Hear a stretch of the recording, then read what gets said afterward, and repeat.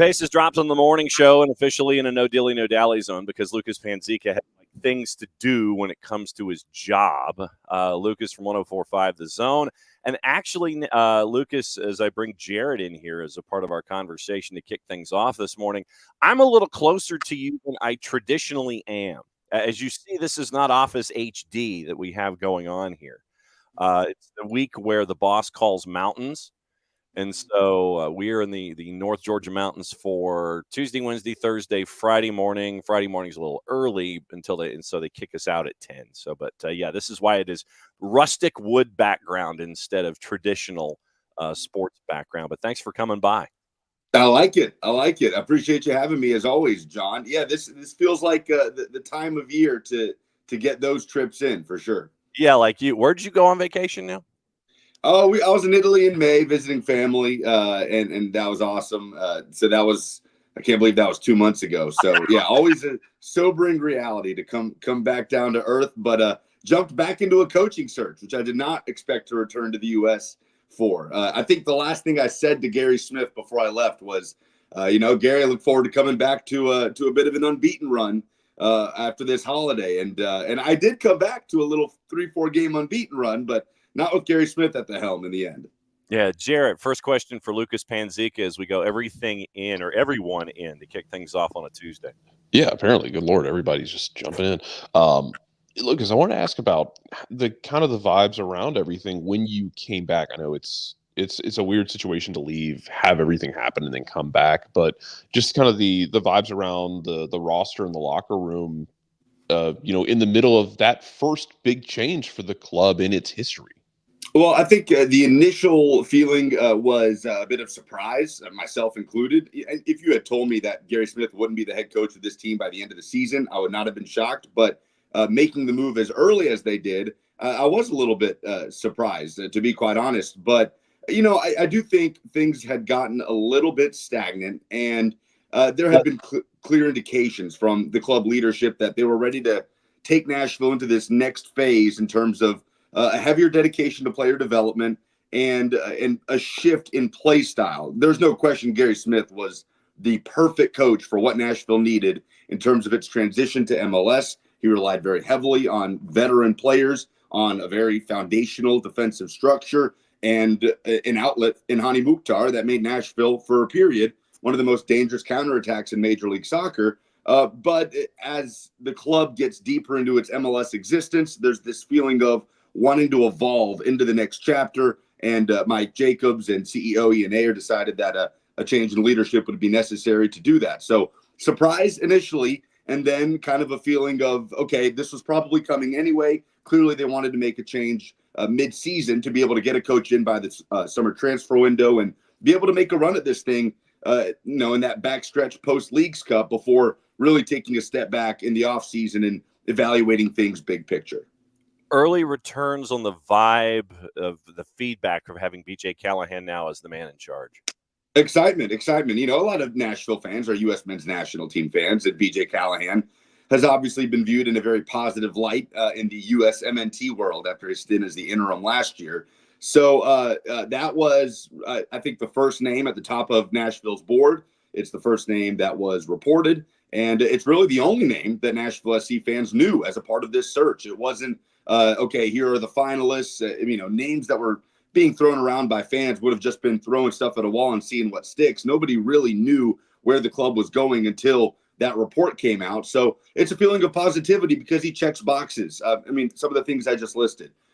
I think the two most critical factors in this search, player development and the next phase in how Nashville builds out in a forward-thinking group that can kind of compete with the best in MLS in terms of generating an attack while trying to maintain that defensive foundation, which is going to be a hard thing to do. And I think we're seeing some of the growing pains of that right now as Rumba Muthali, the interim manager, tries to kind of guide Nashville gradually into that transition, changing up their style of play a little bit since Gary Smith was let go. But overall, guys, a feeling of positivity that Nashville is wanting to evolve as a club and not just kind of stick to the status quo.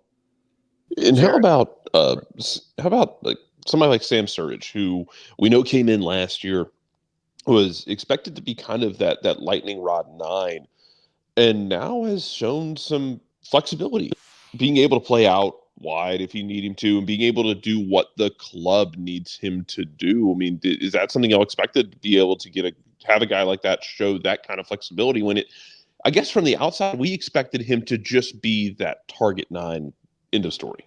100%. Yeah, we did too. I mean, you bring in a DP number 9 from Nottingham Forest, and it's kind of this feeling of, okay, finally, your center forward, your poacher, your finisher that you've been looking for.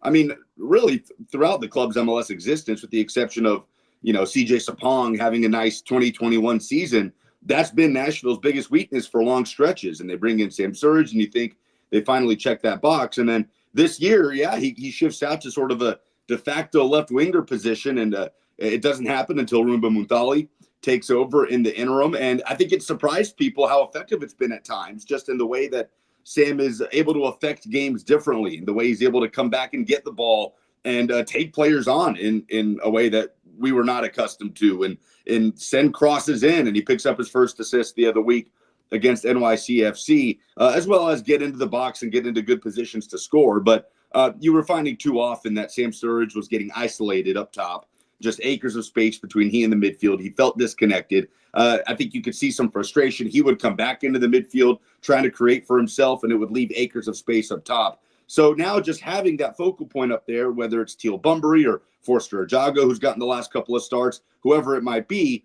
it kind of allows Surridge that freedom to affect the game in other ways, to take advantage of more space and not just leave a giant open field up top for defenders to have nothing to worry about. So it's been unexpected, but yeah, it's been fairly effective from Sam. At Lucas Panzica on the 280 character app, 1045 The Zone, friend of ours from Nashville. One other guy that is a certifiable pain in the ass, and I mean that in the most complimentary sense. It's been that way since he was at Toronto. He's been that way now that he's with Nashville, and he's now showing it with the Canadian men's national team. Jacob Schaffelberg, I think that he might be a key that folks might not be staring at the moment, but I think that he might be key to this next stage of Nashville 2.0 too. Yeah, absolutely. I mean, some of the young players Nashville have done a nice job with in the last couple of years, because when you think about Nashville the last couple of years, it's long time MLS veterans, right? With the exception of Hani Mukhtar, who had already kind of had an established career in Europe. It's Walker Zimmerman, Dan Lovitz, Joe Willis, Anibal Godoy. But Jacob Schaffelberg is a younger player who had kind of been on the outside looking in under Bob Bradley in Toronto, and he comes in and he kind of brings this spark to the locker room and on the field. He's fun to kind of interact with, because he has this sort of I don't want to call it a naivete, because that almost feels like an insult, but just like this joyful, almost like watching just a kid enjoying playing the game. It's really fun to watch. It's fun to deal with Jacob Schaffelberg. He's a great addition to the locker room, and he's one of the guys that has really grown and evolved, not just with Nashville, but like you said, with the Canadian national team. And another thing about the importance of player development, obviously, is the business side of things, right? And you look at Jacob Schaffelberg as a potential opportunity there down the line. And Nashville wants Jacob Schaffelberg to continue to be productive for them when he returns after the end of this week, when he's with Canada. But it is definitely a positive sign for Nashville to have a player on the younger side of things that's a kind of a positive growing factor in the Canadian national team that can be a boost of energy and pace on the wing. Like you said, a pain in the ass. I think he would take that as a compliment. Absolutely. So, yes, he has been definitely a bright spot. He's having the best year of his career. Mm-hmm. And so how is it with, you talk about the young players, and we know about Hunt City was kind of up and down early on in the season. They've had kind of a weird little stretch as well, but they've also had some really fun stretches. How is it with the development of the youth side for Nashville? I know we don't talk really about their academy very much, but what's the kind of the early returns potential on that? Understanding that it takes time with academies. It's not an overnight thing. Yeah, it's very much in its infancy still, I would say. I mean, you're talking about Huntsville City being 2 or 3 years into its existence. They also have an interim head coach at the moment, so really pivotal moment for them. BJ Callahan figures to be a pretty big factor in determining who will lead Nashville's MLS Next Pro side. But look, they've got a couple of homegrown players in there, in Isaiah Jones and Adam Sipich, that are extremely young, 16, 17 years old. And but you have seen Isaiah Jones get on the Nashville bench for the first time with Roomba Munthali as the interim coach. Forster Ajago was a free agent signing after the MLS Super Draft out of Duke, and he came in and made a quick impact in CONCACAF Champions Cup, scored a brace early on against Mocha, the Dominican side that Nashville played. But then he kind of faded and went down to Huntsville, was very productive in Huntsville. I want to say 6-7 goals in 8 games during his time there before he picked up a little knock. But Roomba Munthali takes over as the interim, and Forster gets his first opportunity, makes his MLS debut, has made a couple of his first career starts have come in the last 2 games. And he's very obviously a young player, and there you look at a lot of things to work on there. But he's this ball of energy, big physical presence up top. He's shown that finishing ability at other levels. So it's been very gradual, Jarrett. Slowly but surely, you're starting to see guys get integrated. Joey Skinner made his debut, the draft pick out of Clemson, just the other day against Columbus. So Roomba Munthali, to his credit, I think will lead his stint as Nashville's interim manager with that kind of being the headline, that he was the coach that gave these players their first opportunity, which they weren't quite able to crack before. Hit the promo for me. I know you got to get to work, and I don't want to get you in trouble with the paying gig. No, you're good. We'll be coming up on Saturday with Nashville at DC United. Obviously, Nashville, after a pretty good run of form under Roomba, 4 straight games unbeaten, a win over Cincy, all of those things, have hit a bit of a rough patch here. And so a loss to Columbus and then a 4-1 loss against Portland. Again, I think you're looking at growing pains. Nashville is trying to be more expansive. You're seeing Roomba Munthali try to lead Nashville into this new era.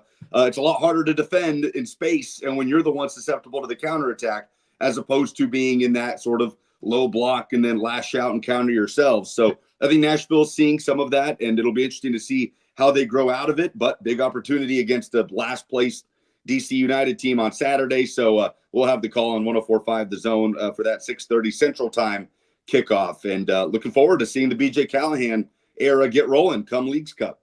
Welcome back to this side of the Atlantic, my friend. Nothing like breaking news to you when you were in the Meds. So thanks as always, my friend. We'll get to you soon. Hey, appreciate you guys. Always enjoy it. All right, Lucas Panzica from 104.5 The Zone. And, Jarrett, I've been wanting to get Lucas on ever since the coaching change was made up in Nashville. But, when you're in Italy, it's a little difficult to actually, get a guest and get all the timing squared. Hey, man, when you're on vacation, you're on vacation. You cross those bridges when you get done. Well, and Abby's wondering if I'm in a hotel. No, I am in a rental property, and it is this time of year. If you remember, this is the house that we always come up to here in the North Georgia mountains for a week. And so we got in here yesterday, stormed like hell last night. And I was about to say, you had a God. damn tormenta last night, man. You ain't kidding. I mean, and when you and it's up in the mountains, man, and the thunder starts rattling around the hills. And and you were that much closer to God and Mother Nature. Yeah. Last night, the rowdy man was not a happy man. He was. It was probably a good 2.5 hours straight of thunder and lightning and rain, and I mean, literally, we're on the top floor of this house is where he was, and when you're on the top floor of this house, the top of a hill, and you're in the North Georgia mountains, you're like maybe a half step away from Mother Nature herself. And it was loud, and he was not happy. And so I think he's going to be sleeping most of the day. And I think that Patty will be sleeping most of the day too, as a matter of fact. So, but yeah, we're up here for the week. Here's your broadcast plans today. Looking forward to catching up with Dale Parker from App FC and getting ready for the NPSL playoffs. That's coming up at 9:30. Jonathan Mercado, head coach of Apotheos, coming up at 9:45 to give you half of the rundown for what's going on with the playoffs. We're going to have Carlos Rubio from Hickory FC on tomorrow at 10:30. Greg Rakestraw. This was a good poll, and it's great to catch up with Greg for the first time in a long time. Greg's the longtime play-by-play voice of Indy 11. He'll be joining us at 10 o'clock Eastern time to get the Indy 11 perspective on their season, what to expect tonight up at the Fraction when it comes to 7 o'clock kick, and Atlanta United and Indy 11, 3 wins away from a trophy, and that is what we have tonight. And then Jason will be joining us at 10:30 to give the Atlanta United perspective. And there is some Atlanta United news out there that happened yesterday. naturally, of course, it happens when we're not on the air. It always happens this way, Jared. I cannot remember the last time that Atlanta United had a piece of broken news that broke while we were on the air. You know, it never happens that way, bud. No. And so we had news yesterday involving Caleb Wiley, and then we were trying to get some math done when it came to all of the dollars that might be available for distribution and redistribution when it comes to Atlanta United. But Caleb Wiley courted by Boley Clear Lake, and it looks like what were they saying? 8.5, 9, 9.5, somewhere in there. I think it's 8.5 or 9, but then you're trying to separate. You're separating dollars versus euros. Mm-hmm. So yes. I think it's potentially north of $10 million. Yeah. Yeah, man. Like I think it's about all you can ask for. The timing of it. I will say the timing of it kind of sucks. Yeah. Because it is just it's kind of like just catching another shot in the gut in a season that feels like it's kind of weird at this point.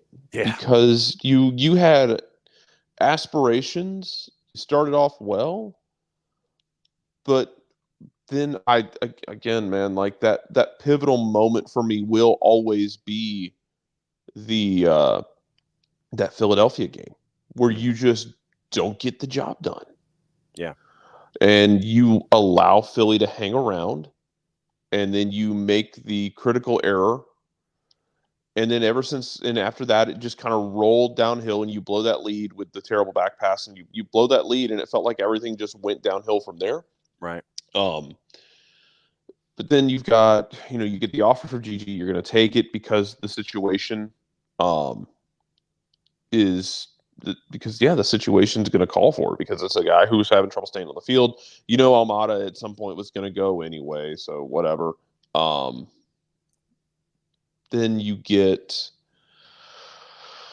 the Caleb Wiley thing, and it's a lot of money and profit, but it's three guys at once, and then it's boom, boom, boom, and all of a sudden you're like, well, what the hell, man? Yeah. Didn't sign up for that. Didn't sign up for that much suffering at once, Yeah, no, but at the same time, what it has done, it has reinforced all of the effort that you've put into your academy players and the young guys that have had the chance to get minutes because they've been needed to have the chance to put in minutes. And you're seeing they didn't have a choice. No, and I mean, credit to them for showing out. Yeah, they didn't have a choice. No, and so you're looking at Jay Fortune getting quality minutes. You're looking at Noah Cobb getting quality minutes. You're looking at Efren Morales getting minutes, last-minute minutes in Chicago, and almost coming up with a game winner. You're seeing Luke Brennan come on.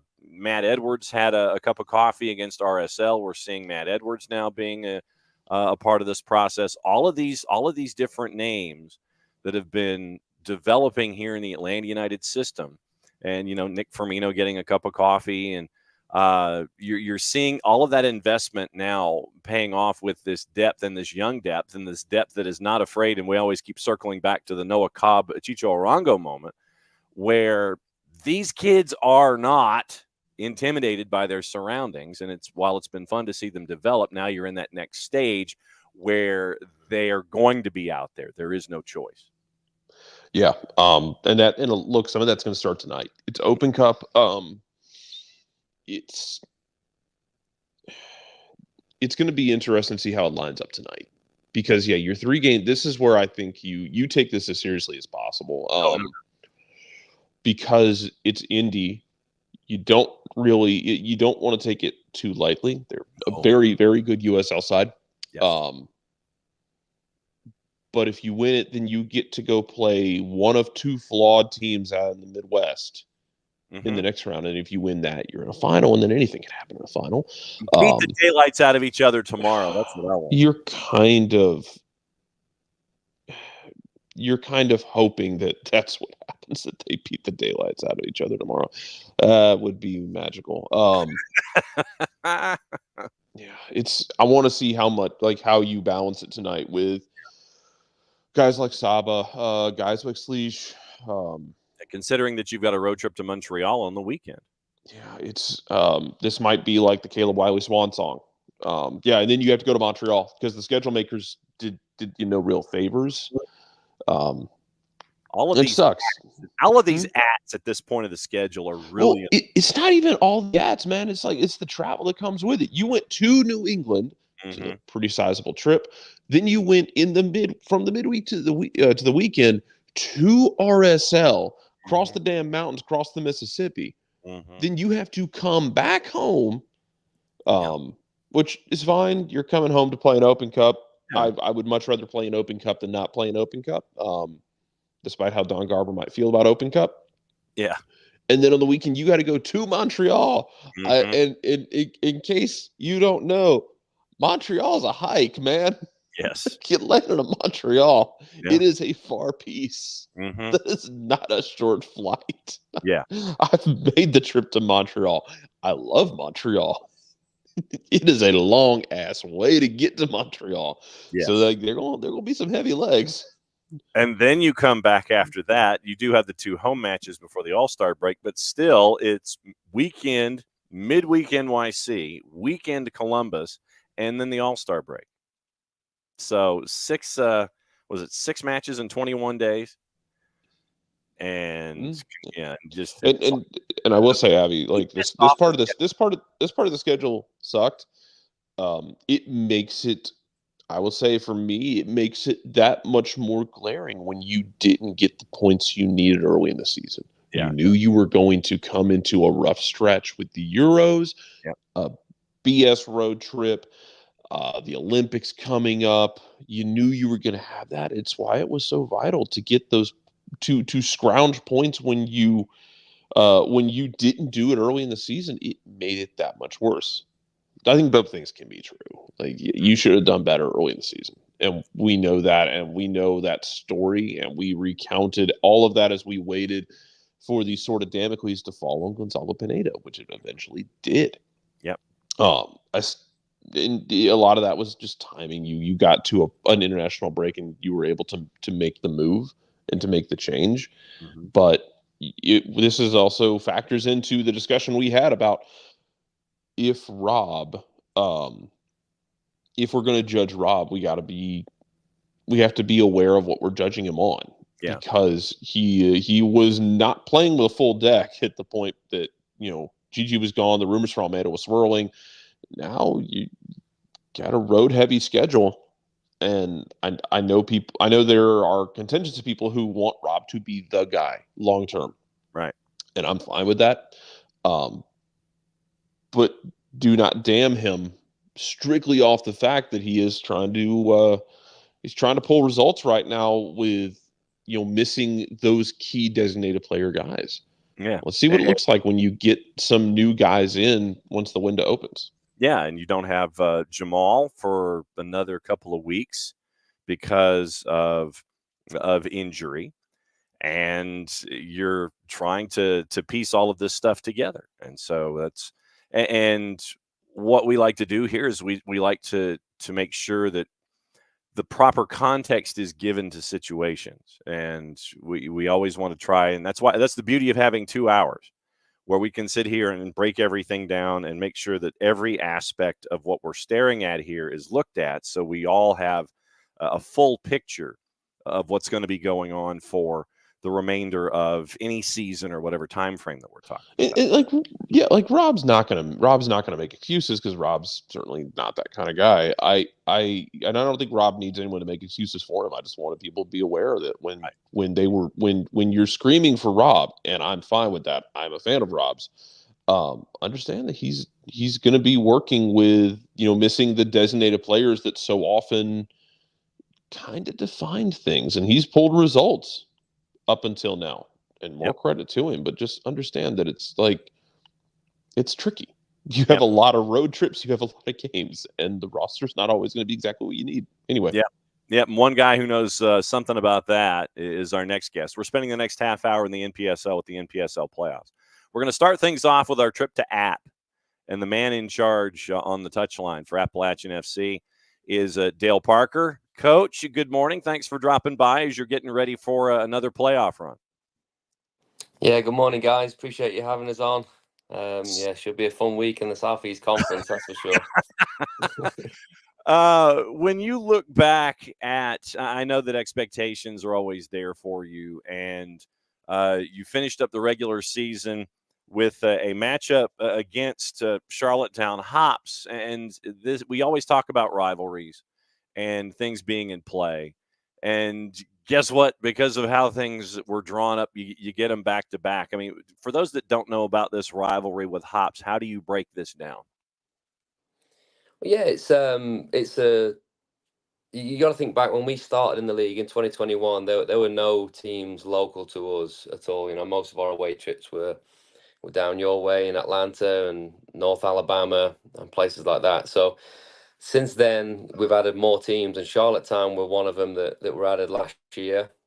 And you know, we started with a home game up here in Boone that we felt we let slip away, and they end up winning that one late in the game, and then we go down to Charlotte for the return fixture. We're down 3-0. We come back to 3-3, and then we lose it in the last minute. And there was some stuff going on off the field in the crowd, which made it too exciting for some people.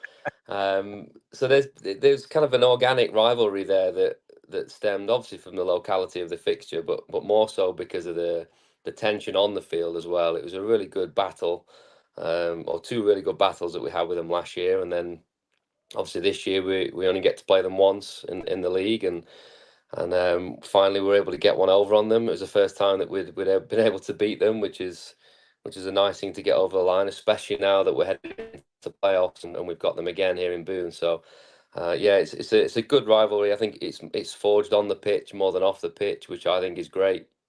The coaches enjoy it, the players certainly enjoy it, and obviously now the fans are really getting into it. So it's good fun.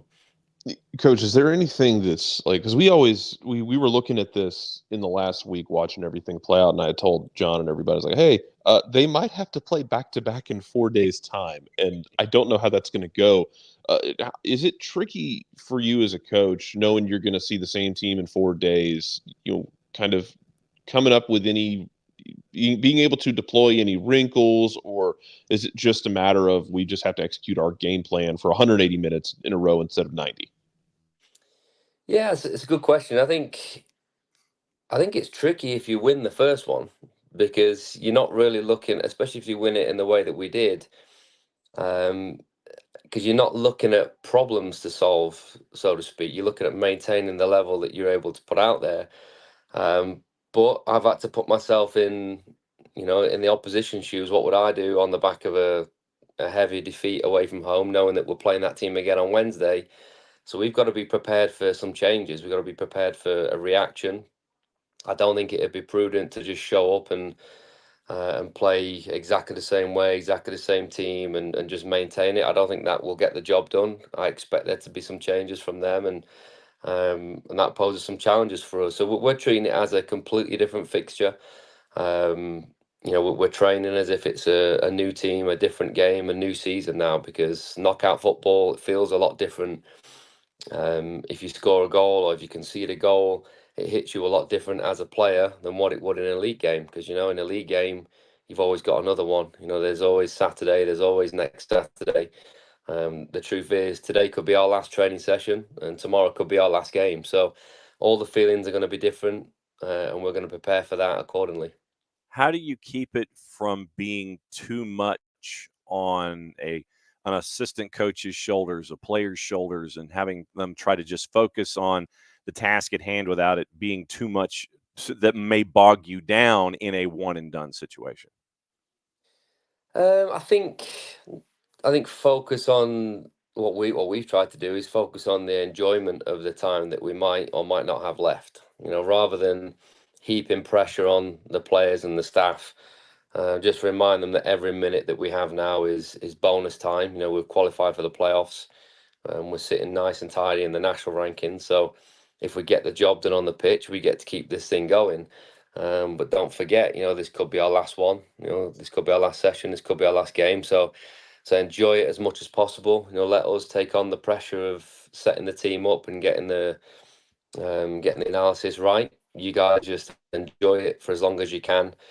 And that's sort of been the message now, not even just for the playoffs, but for the last couple of weeks as we've entered these high pressure games, down at Port City, away at Hickory the week before, away at Apotheos. We've had basically knockout football now for the last 4 games that we've played. So it's nothing new to us. But yeah, the big focus for our guys has been on the enjoyment side. Some of these players are never going to see each other again. Some of them hopefully will return next year and jump on this train again. But there are going to be a few guys that we might not ever see again. So just enjoy that time you've got left with each other. You started talking about that in the last question, and I wanted to actually ask you about that. For you, over the years you've been doing this, how has it been developing, building that ability to help foster that, I guess, the internal relationships on the team, knowing that, yeah, every year it could be some guys will come back, but it could be new guys. But for you and your staff to be able to quickly bring guys together and build that camaraderie that you need to get through a season, and especially through knockout rounds. I think we've learned so much in the previous 3 years. I think a lot of the stuff we do off the pitch is massively helpful. Our general manager Mike Raymond's done a phenomenal job this year, more than previous years, of having the guys do activities. We've got a lot of team meals that we have throughout the course of the week. A lot of great sponsors in the town of Boone that provide food for the guys. I know we're in the mountains, so there's so many outdoor activities that we can do outside of training, and we did a lot of that in the early stages of the season. The first 2 to 4 weeks, there was always something every day, whether it's zip lining or some sort of hike or tubing. There's been a lot of that going on. So the idea for the coaching staff over the course of the year, we've been recruiting specific types of players that are going to fit the way that we want to play. And then in the first 2 to 4 weeks, Mike took upon himself to make sure we got a lot of stuff off the pitch to get these guys together from a social aspect. So it was a perfect recipe for us, and thankfully we got off to a good start anyway.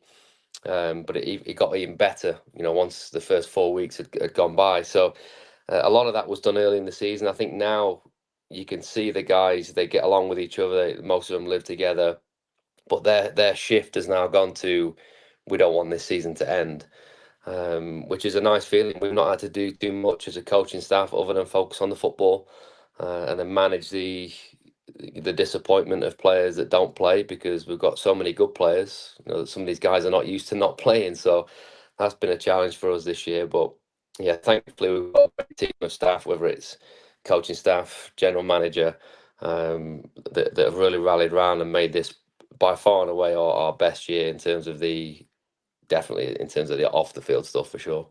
All right, so then let me ask you this: what has been something that has surprised you about this team? Could be something on the field, off the field, personality, a guy that you brought in that has exceeded expectations. And what do you think, even as you're heading into the first round of the playoffs here in conference, what do you think you still need to work on as a team to get to where you want to go? And that's getting to that national championship game and winning the last game of the year.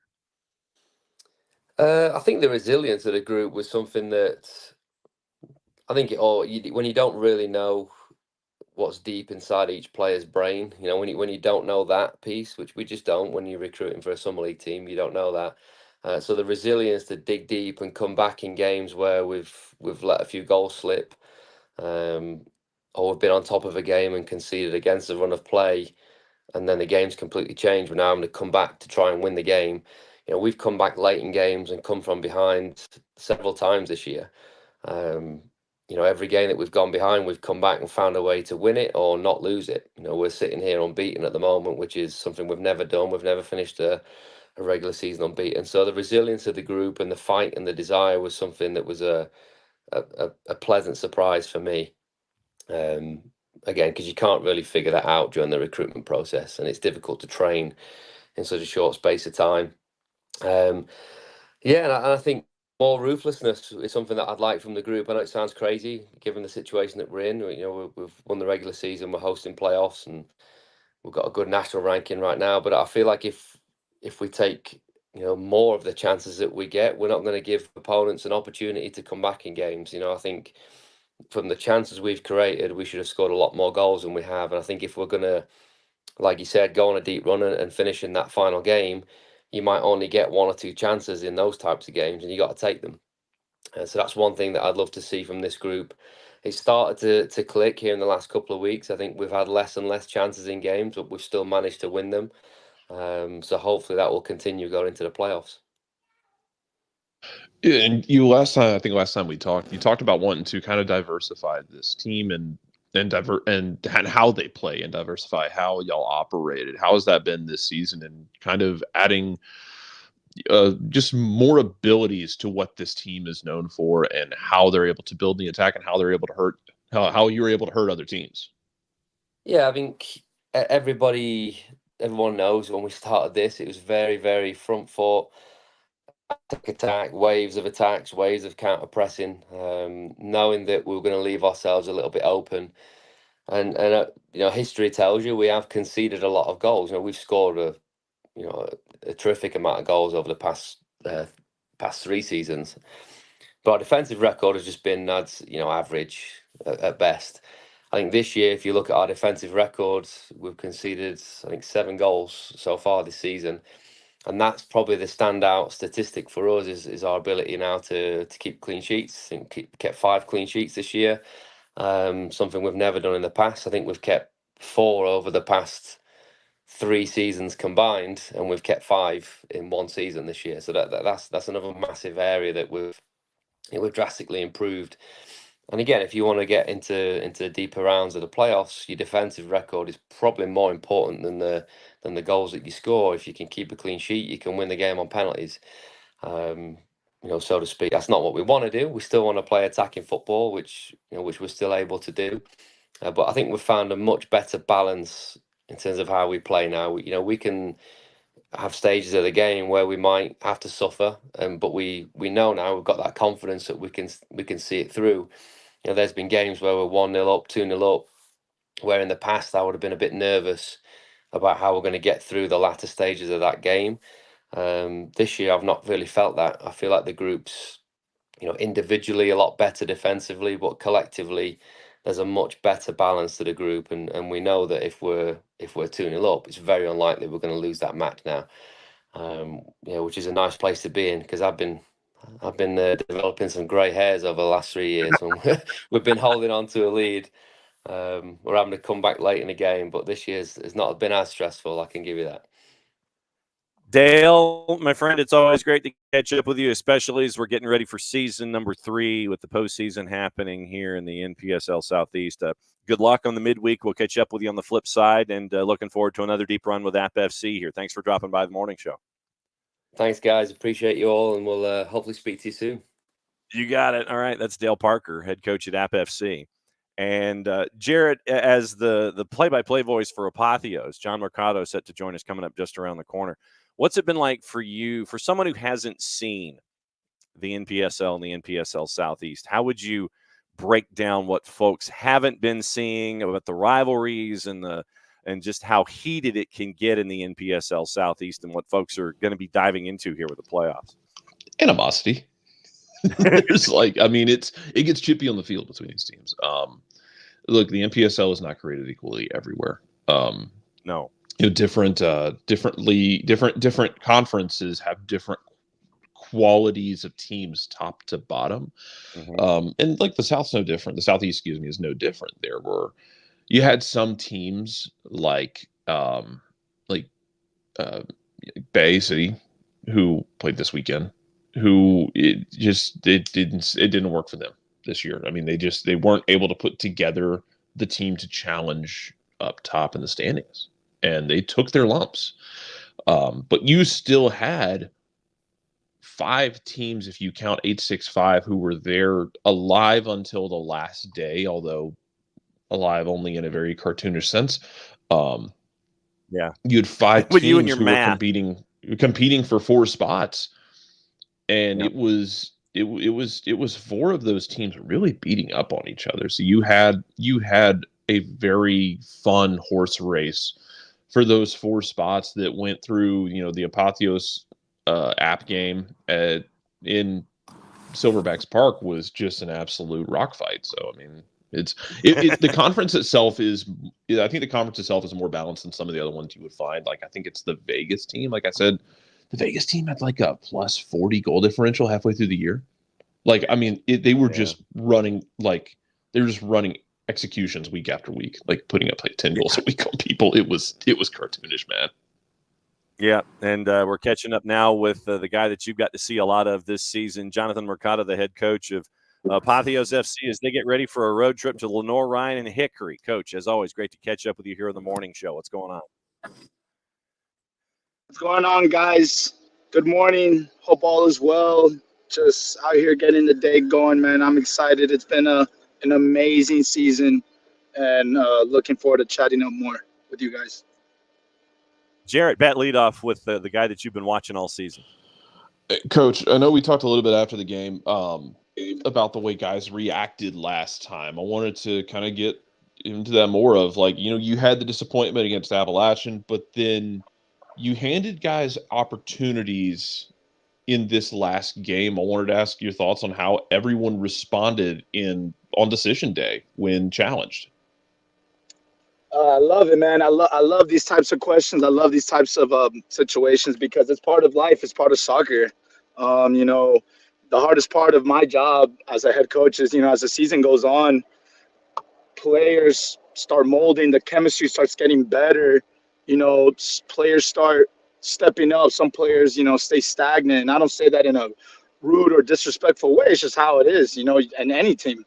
I thought it was appropriate to use this last game, not because, we're playing against this team that's on this side of the table or what. No, I just, it was the last game of the season. We've had guys ride with us since day one.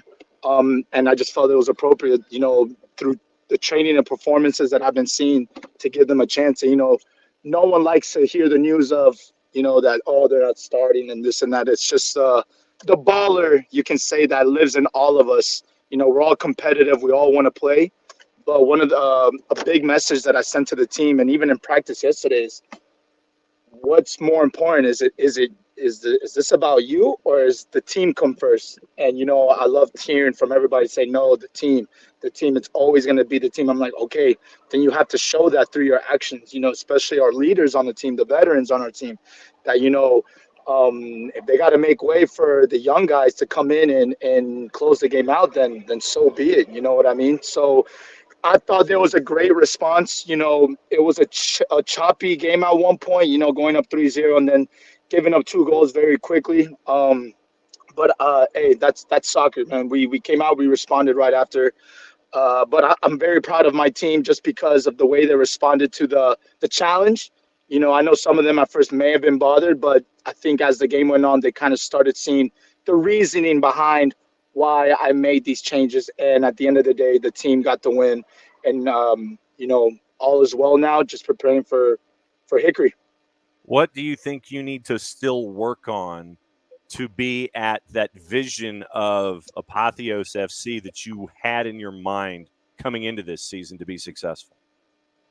Truly, it's myself, Coach Allen, and Joe. We always preach it, and I think these guys are so tired of hearing it. But I'm a very tiki-taka, keep a hold of the ball as long as we can type of player, type of coach. That's my philosophy. It's not just blindly just keeping the ball until we lose it. It's with purpose, with urgency. A lot of transitions on the field, getting our mids involved, even to drag others, the opponent, out of positions. That's been my main vision of this team, the philosophy. And we finally are starting, as every game we played, I think we started presenting it more and more and more and executing it more. But then there's still times where I think either the nerves or the anxiousness in the game get to us, and then we start falling into this hole of, our old habits, or falling into the, letting the other team kind of dictate our tempo. And one of my messages in the last game was, can we dictate the tempo for 90 minutes? And I tell them all the time, I'm not looking for perfection, guys. I'm not looking for you guys to go and bag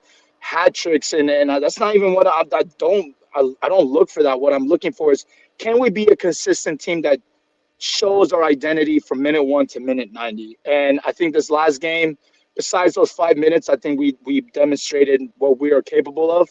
And going into this game against Hickory, I love this beautiful sport because it gives you chances of redemption. And I know for a fact, we're not the same team we were in the first game, but I know Hickory isn't either. And I know they've been prepping up just as much as we have. Congratulations to them for finishing second. And I know it's going to be an amazing game, but if there's something that we're going to keep harping on for Apotheos FC is, can we keep our identity from minute 1 to minute 90, keeping the ball, valuing the ball, bouncing the ball, a lot of transitions, and and can the end goal be either something positive, a shot on goal, a corner kick, free kick, anything that says that we have tired out the opposition, they're tired of running, they get desperate, and that's what we've been aiming for all season.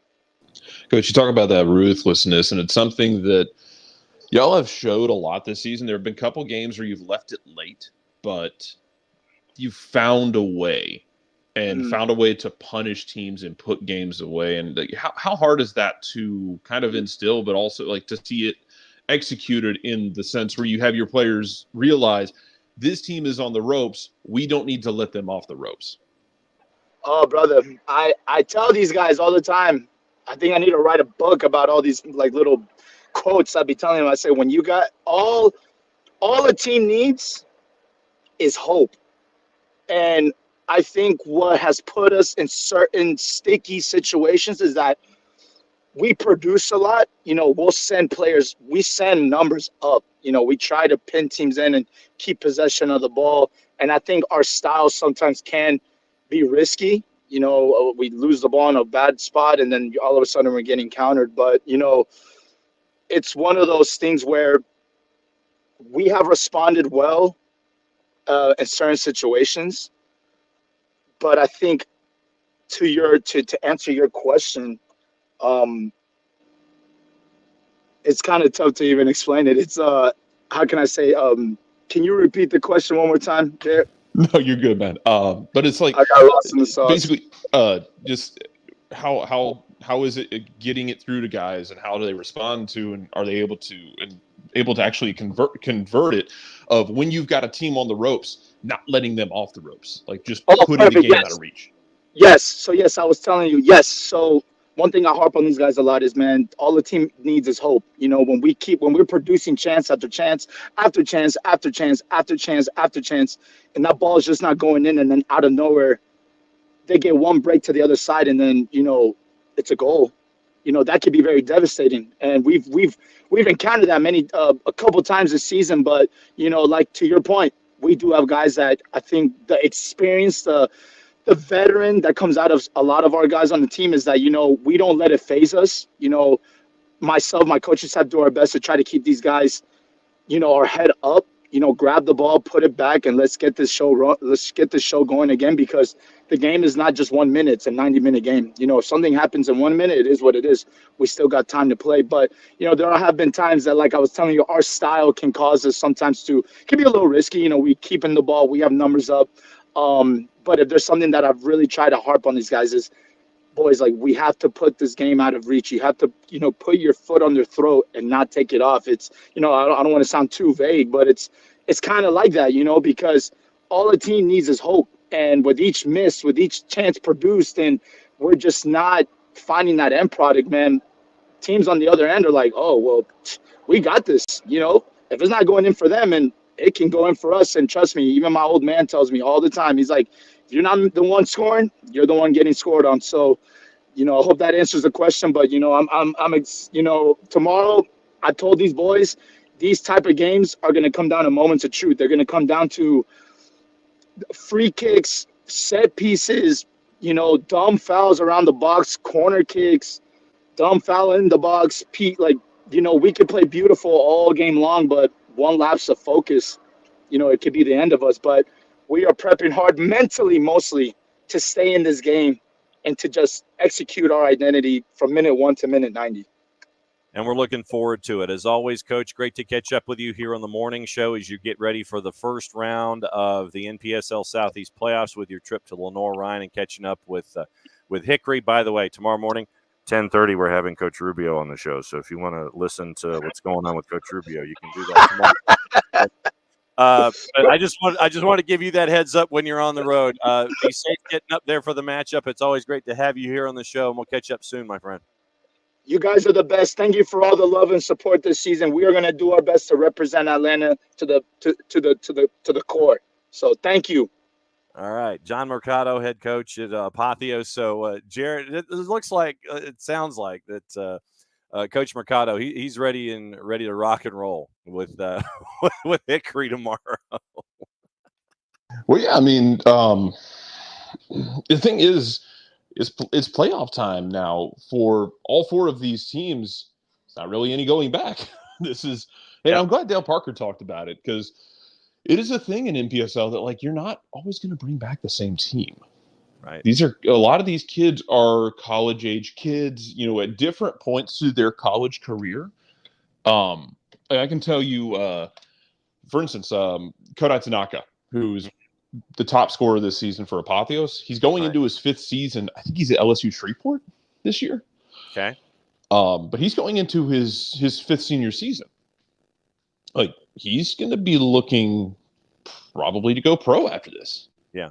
So this is, and by that I mean, like, I don't know what his ceiling is. I'm very impressed with his ability, but he's going to be looking for like a USL 1 or USL championship probably kind of thing to see if he can make it, if he sticks here or if he decides to go back to Japan, whatever he decides to do.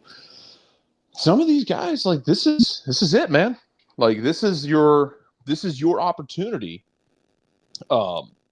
This is your opportunity to go big, and might be some of these guys' last chance with NPSL. Some guys might come back next year, but there's no guarantee you get the same crew back next year. So now it's kind of, there is no tomorrow for some of you cats. Mm-hmm. Yes. And that's very Jimmy McGinty of you, by the way. There is no tomorrow for you. I know that makes you very dangerous people. Exactly. I know you've got to drift into the real world for a little bit. Greg Rakestraw, play-by-play voice of Indy 11, joining us here in short order, and then Jason's going to join us to close out the show. We've got a lot of fun this morning. Thanks for dropping by an hour one. We'll see you soon. Yep. All right, and there goes Jarrett. And so Jarrett, I see now, I beat Jarrett to his own Irish goodbye. I made a point to sit there, and Jarrett, usually around 10 o'clock, Jarrett has to take care of some things in the real world, and if he can drift back in, he'll drift back in. I know that there's a lot of other things to get into. I know that Jess is looking at what's going on with her beloved Reading, and we'll get into the ref thing coming up in just a little bit with the Euros. Edging toward the end of, this is from Ben Fisher at The Guardian. Much needed takeover. Former Wickham owner Rob Kuig poised to take control of the troubled League One club. American businessman stepped down from Wickham at the end of last season. Kuig sold his 90% share, and so keep an eye on that. And we also got to talk about the Euros and the refereeing situation that is going on there. Hour number 2. And as always, it's great to bring in folks that we haven't had on in a while. And that's a subtle plug for me to get my head out of my you-know-what and have folks on the show more frequently than they have been in the past. It's been a while, but now we go and we start our Open Cup coverage here with Atlanta United Indy 11. And time to go to Hotel and Parts Unknown. Greg Rakestraw, play voice of Indy 11. Thanks for dropping by, partner. Great to see you. Murfreesboro, Tennessee. By the way, it was the stopping point last night, and it will be the same stopping point on the way back this evening. How are you? Oh, it's let's see. Well, this is the week where the boss calls mountains. And so this is not traditional Office HD. This is a mountain home. I say I'm closer to you than probably Kennesaw. So you and I are both going to be traveling, but the boss called mountains, and this is the week that we're in the mountains. So that's why we have the rustic backdrop this morning. I would say that reeks of Gatlinburg, Tennessee is what that looks like to me. Close suburbs of Blue Ridge, Georgia. So we're on the Blue Ridge Parkway getting that way. And so nice. I'll be drifting down to Kennesaw to see you tonight as well. What I wanted to do with you is I wanted to give our viewers and listeners an education about Indy 11? I know that you and I could talk about high school football and have our own separate show and discuss Indiana versus Georgia, and we could do our own 45 minutes to an hour, no problem. But what I wanted to do with you, with your knowledge base and your history with Indy 11, I wanted to educate folks about this year's Indy 11 team and what they bring to the table tonight against Atlanta United. So let me start with this. What has it been like for you to see this run inside Open Cup with a team that right now is third in the Eastern Conference in USL Championship? Well, the Open Cup has been great because, frankly, that has been a house of horrors for the Indy 11 since they first played in it. We had never won back-to-back matches in the Open Cup before. The white whale that is this evening is Indy has never beaten a Major League Soccer side. It is only the fourth time they have gotten to one. They played one in 2014, lost in extra time against the Columbus Crew, got the kicks against the Fire in 2016, and that is one of the best Indy 11 teams. It was back in 2016 when they were the runners-up in the Soccer Bowl in the old NASL days to the New York Cosmos. And then last year, played the Columbus Crew to a 1-0 draw at Crew, or I'm sorry, a 1-0 loss at Crew Stadium at the end of April. So there have been losses to PDL teams in back-to-back years against Michigan Bucks and Mississippi Bria. There's been right. Yeah, the Open Cup's pretty good about keeping things regional. Sometimes that didn't work out. In 2018, we played our Open Cup match in a high school stadium in Mississippi. And so, again, there are times when the Open Cup didn't work out from a scheduling standpoint. This time around it did. And, again, Indy has played Chicago Fire 2 and basically milked a fourth-minute goal into a 1-0 win from about 38 people at SeatGeek Stadium on the southwest side of Chicago. Yeah. Then had back-to-back home matches against San Antonio.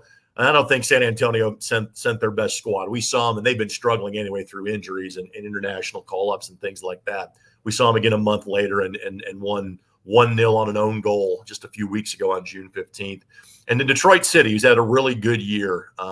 Detroit City came to Indy and won in the regular season on March 30th. Indy smoked them when they played in the last round on May 22nd, winning 3-0. And actually, we played them in the preseason, too. So our women's teams played in the W League playoffs on Sunday. So our two franchises tend to get connected a lot. So Indy is coming off what has been their best run in franchise history. They had a 12-match unbeaten streak. 11 of those were wins. A record-setting consecutive victory streak that ended on June 22nd with a 1-0 loss to Orange County. And then much like Atlanta United, it's a busy stretch for us. I know that AU's coming off of, Wednesday, Saturday on the road. Indy was in Providence, Rhode Island on Friday and played to a 3-3 draw against Rhode Island, which is truly the only expansion side this year in the USL Championship. So Indy is in largely good form. They're not completely healthy. And obviously USL Championship depth versus Major League Soccer depth is a completely different thing. But as an Indy 11 team that feels they have a shot to win at Kennesaw State tonight. So if you and I were doing the TV Open, traditionally, two-man booth, you and me, we're sitting there, we're going to chew the fat for 90 minutes plus a pregame and a halftime. They roll the title card out, title over wide, Atlanta United versus Indy 11, Fifth Third Bank Stadium, Kennesaw, Georgia. You get your action at the Fraction, and you get to see what's going on. They come out to the two-shot with the two of us. Mm-hmm. And then we do the players to focus on, and I'll let you do more than one player because we're talking about your team specifically. Right.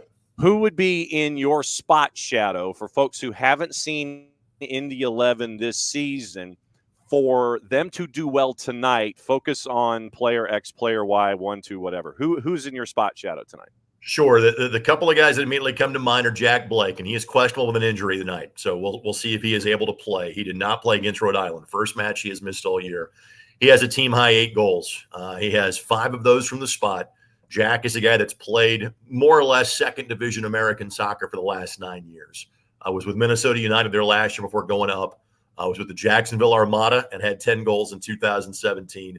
Second year with us. He has never been in a goal-scoring form like he has been this year. And he got hot in the preseason, and you kind of go, well, it's the preseason. And it just continued over and kept going. The guy that has been the absolute find for the Indy 11 this year is Aiden Stanley.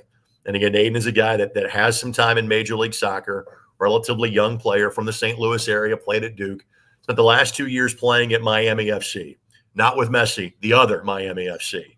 Miami FC. Exactly. And they said that before Inter was around, playing at the old Lockhart Stadium, by the way. They were the Ohio State of American soccer long before the other team in pink was around. But Aiden, the next assists he has will break the club record for assist in a season. Now, again, that's combining Open Cup and USL Championship play. He's got 2 in Open Cup play. He's got 7 in the regular season. He has been a set-piece wizard with that left-footed in-swinger. He was a good player in Miami.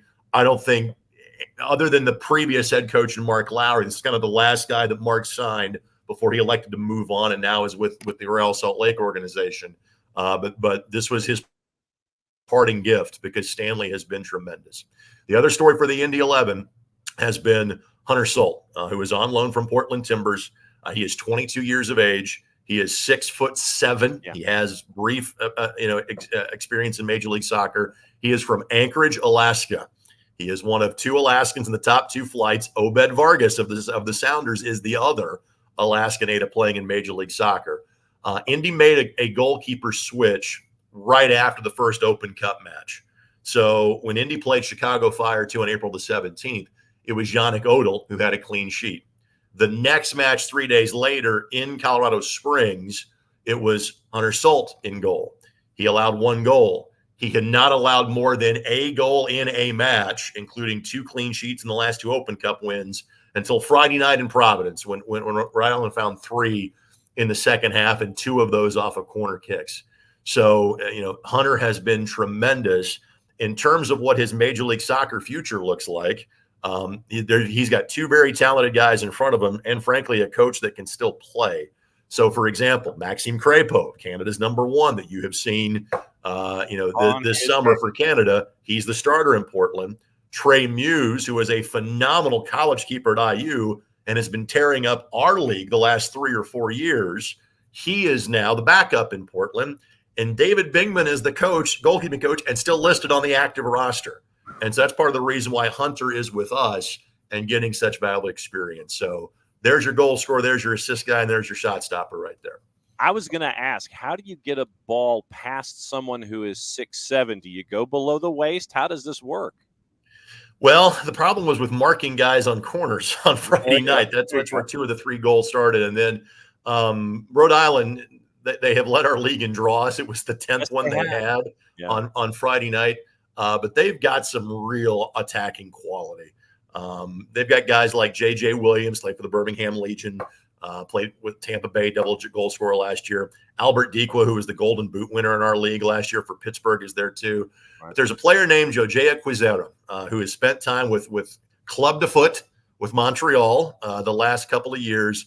Now he's playing for Rhode Island. What he does from the side of his foot going in both directions is not common for our league. And so right now, those 3 guys are as dialed as anybody. What really presented Hunter some problems on Friday night was simply a lot of traffic in front of goal. And we've not maybe seen as much of that. You normally associate that with the 5'10" keeper, not the 6'7" keeper. Yeah. But obviously, once something gets out on tape, everybody sees it. So we'll see if now we'll see something typical for Atlanta, a traffic jam in front of goal tonight up at Kennesaw State. Well, you're not quite getting to the traffic. I wish I had a rim shot in my which, John, is why we're driving instead of having to fly and drive across town to get to the north side of so a good friend of mine, and you might know him, Brian Giffen, was the former voice of Kennesaw State. Absolutely. Worked for the Atlanta Braves, worked for Georgia State. Giff and I worked together in Indianapolis. He was in Indy before he came to Atlanta. So I know exactly where Kennesaw State is, the setup, the whole 9 yards. And I'm connected to Mike Conti because Mike's brother, Matt, is the PR director for the Indianapolis Colts, of which I work for the radio network, and I'm the preseason television voice of. So I've got a couple of connections in this match, and I'm really looking forward to it. It's always fun to hear the 6 degrees of Kevin sure. Davis when it comes to this kind of stuff. When it comes to Indy 11 itself, if I had told you coming into this season right now that before the season started, you're in preseason, everything's getting ready for the boys in blue. If I had told you that you'd be third in USL Championship in the East, that you'd be 3 matches away from winning some hardware and getting the Captain America shield and taking that back to the mic, what would you have told me if I had told you that what we're talking about right now here in early to mid-July is happening? If I told you this in preseason, what would you have told me? Possible, but something that this team has not accomplished anything close to it in the Open Cup, and really only one time since making the jump from the NASL in the dying days of that league to the USL back in 2018. Yeah. The only team that has been kind of this good or on this level of run was our team in 2019 that was 30 seconds away from hosting the league championship. That if a ball is swept out, if Niall McCabe or Brian Omby don't make a play at the end of the match to force a corner, which sets up a goal by Antoine Opino, who is known by a name I won't share on social media. We do have an explicit rating. We can, I can employ that if you want me to. No, we're good. The message has been a phenomenal player and a crushing goal. And Lou City wins in the conference championship in our building in 2019. After that, Indy didn't make the playoffs until last year.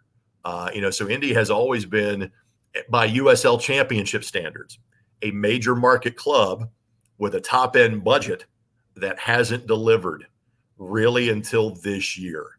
And so when you looked at the pieces that were put together, when you return players again at our level, guys like Cam Lindley, Jack Blake, Aiden Quinn, even though he's out with an ACL tear, that happened back in September. We've not seen. I would hope we would see Aiden maybe at some point in time toward the end of July, early August. But Sebastian Guenzati, they're in USL championship history, there are 2 players on this team that are top 10 all-time in league goals scored. And then Indy went out and got Romario Williams, who's just outside the top 15. Now, Atlanta fans will not see him tonight because he is cup-tied. He'd already played in the competition for Hartford. So we let Romario play all 90 minutes on Friday night. We let him empty the tank and tried to save kind of both Augie Williams and Sebastian Guenzati a little bit for tonight's matchup. But if you're a USL fan, the names that are rattled off are names you've heard about, for the better part of the last decade, and are kind of all-timers. So you thought a run like this was possible. The Open Cup has what's been more elusive. But again, when you only have 8 Major League Soccer teams competing, and here we are in the quarterfinals, and Indy has not played one yet. They played in the only all USL championship round of 16 match the last time through. So when you phrase it that way, you go, okay, it's possible. And thankfully, from my perspective, the Indy 11 have certainly taken care of business up until this point. Greg Rakestraw, play-by-play voice for the Boys in Blue. The Indy 11, he's making the trip down to the Fraction tonight. So we get to see Greg as Indy 11 takes on Atlanta United in Open Cup. We talked about the open of our artificial television show. Right.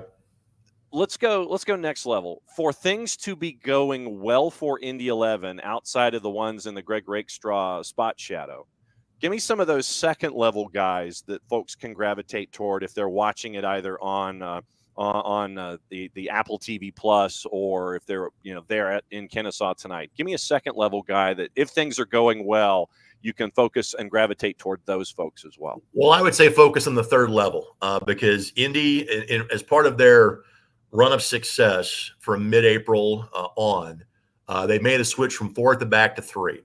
And what that did is that allowed Aiden Stanley to play further up the wing.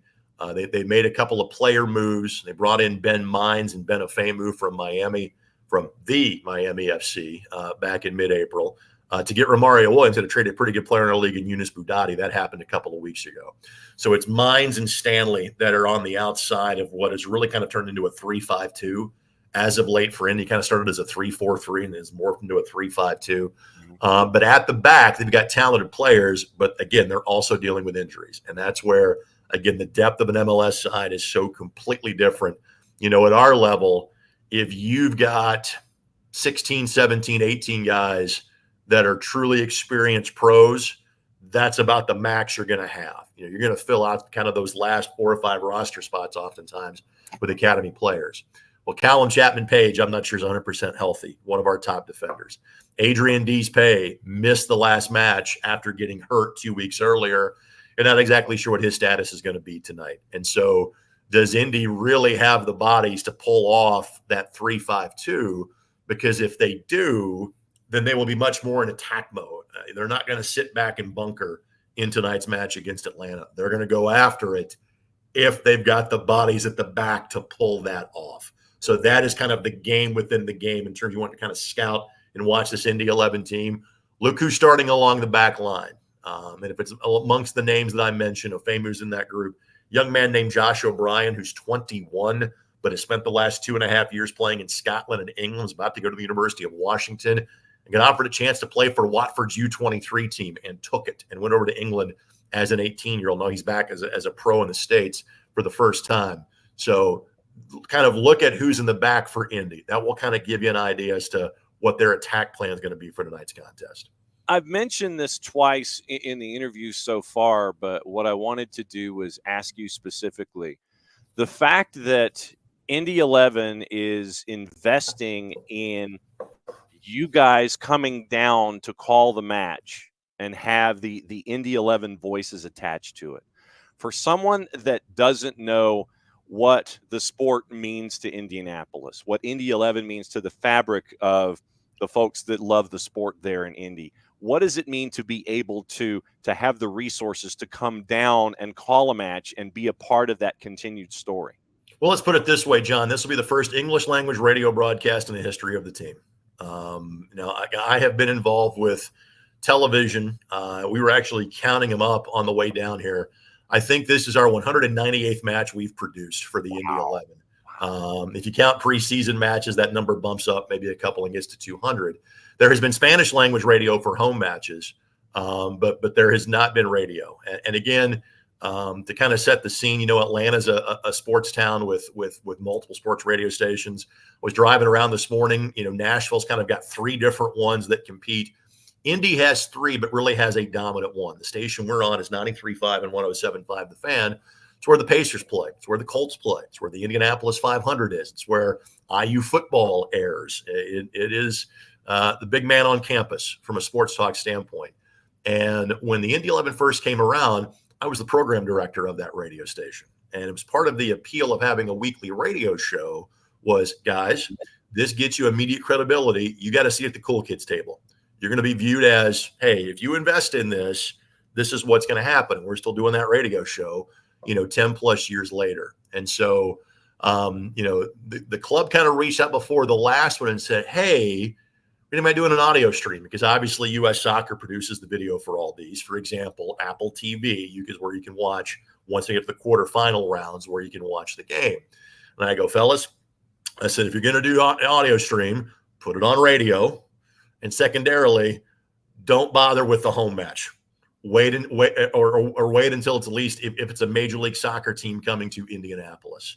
Right. And so obviously the joy of kind of the regional pods is that it makes it possible for us to either fly down, which we could have done, or drive down. And Brad and I, my color partner, is the vice president for club marketing, growth, and a variety of different things.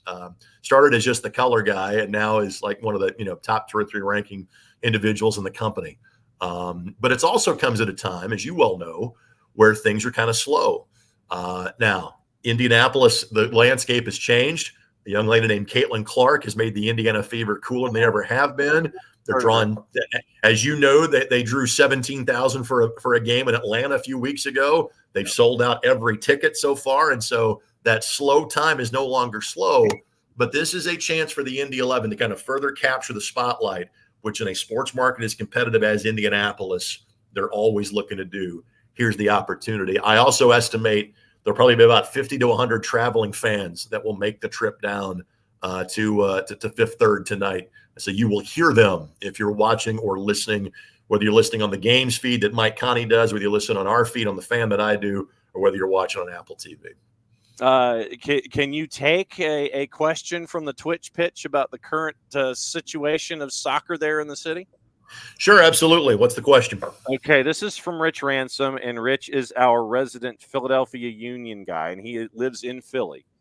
He wants to know, I unfortunately need to know how Indian supporters are dealing with how Major League Soccer and the mayor is trying to kill them. So that's the question as it was phrased by Rich. Right. So I will let you take the news peg there and run with it. Let me try to give you the elevator version of the speech. I know you've got another guest to get to and a finite amount of time for the show. Indy has had a stadium deal in place with a funding mechanism through the Indiana State Legislature for the last 5 years. Obviously, COVID happened in between then that delayed a lot of the project.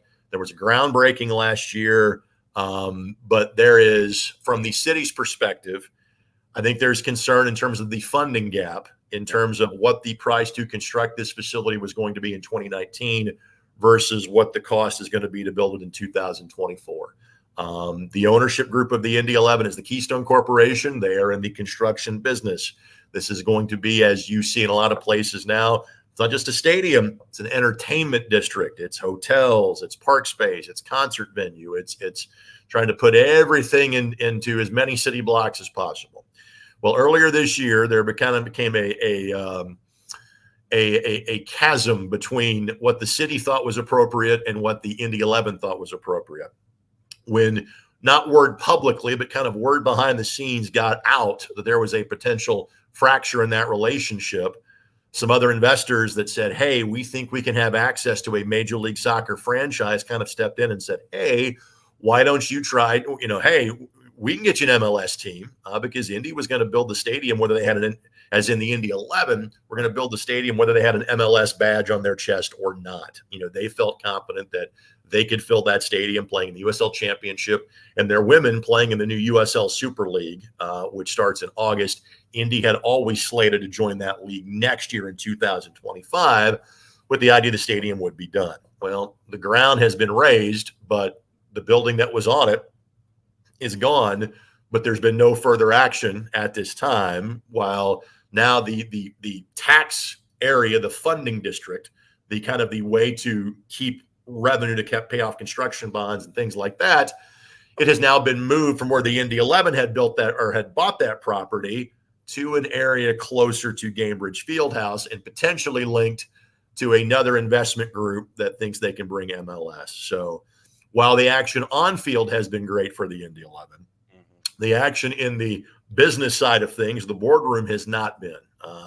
Indy 11 still plans on building 11 Park. They may be doing it without funding from the city of Indianapolis. It is very much a soap opera, and it's very much something that I wish I had a simple answer to, and there's not. And it's still a story, John, that is very much in progress. All right, hit me with the broadcast plans from your time tonight when we see you at Fifth Third. All right, so we go on at 7 o'clock on 93.5 and 107.5 The Fan. If you want to stream the Indianapolis radio version, you can, 1075thefan.com. Kickoff, by the way, is at 7:10, and I look forward to, I'm a radio guy first that primarily does TV and video. Soccer is a sport that I think kind of like hockey, where the play-by-play is more similar in terms of radio and television. But I'm sure there'll be times I'll have to remind myself, hey, dummy, they can't see. Make sure you're describing more of the actual passes and not just having a casual conversation with Brad the way we normally do on our television broadcast. Oh, looking forward to it. It'll be great to see you, my friend. Safe travels from Murfreesboro, Tennessee, down to Kennesaw, and we will catch up with you later this afternoon in person and the broadcast tonight. Enjoy your morning cup of Joe. We'll see you in a bit. Thanks, John. All right, that is Greg Rakestraw. And like I said, Greg does a lot of different things, as evidenced by the interview. And like I said, I could talk to Greg for another, Lord knows, another segment and a half about high school football, and we can get into that comparison. But what I wanted to do there, and Greg, he's a great guy, but I wanted to bring in Greg to let everybody know about Indy 11. And Rich, I hope that answers your question about what's going on with Indianapolis and the state of soccer there in town. There's going to be a lot of stuff to talk about when it comes to the Indy 11 and the state of soccer there in Indianapolis, and what is going on and who's going to be doing what. But that is definitely going to be a part of the future there when it comes to the sport in Indianapolis. But it'll be great tonight with the Indy 11, the boys in blue, going up against Atlanta United, and you got your greatest hits with Greg about what's going on with them to be prepared and understand what Indy 11's bringing to the table tonight. So very, very cool. One thing I wanted to get into before Jason comes in, I know that we've been kind of drifting in and out of topics this morning. England versus Netherlands referee Felix Zweier, and this is the headline from our friends at Talk Sport, banned for a role in match fixing and has a history with Jude Bellingham. And so keep an eye on this. And now that you already have the fans of England, they're in a lather. Euro 2024 semifinal, officiated by a German referee who was once banned over match fixing and has a history. Okay, so Zweier will be the man in the middle today on Wednesday as England looks to reach the final for the second Euros in a row. Zweier will lead an all-German officiating team in Dortmund alongside AR's Stefan Loop and Marco Achmüller and VAR Bastian Dankert. Zweier was given a 6-month ban by his country's football federation in 2006, having worked as an assistant referee alongside Robert Heuser, who was found guilty of match fixing. Zweier has always denied being involved in Heuser's match fixing of a match between Wuppertal and Werder Bremen B in 2004, although an investigation discovered he had accepted a payment of €300 from €300 from Heuser, having been one of the officials who brought Heuser's match fixing plot to light. The relatively short duration of Zweier's ban was a recognition of that contribution. Heuser was banned for life. Bellingham was fined by the German Federation, having referenced Zweier's involvement in that scandal after his former club, Borussia Dortmund, lost against Bayern in 2021. Zweier had turned down penalty appeals from Dortmund and awarded a late spot kick to Bayern Munich for a Mats Hummels handball. Bellingham told Viaplay Football after the match, well, for me, it wasn't a penalty, you know. He, meaning Hummels, is not even looking at the ball, and he's fighting to get it. It hits him, and I don't even think he's looking at the ball, but, you know, you can look at a lot of the decisions in the game. You give a referee that is match fixed before the biggest game in Germany, what do you expect?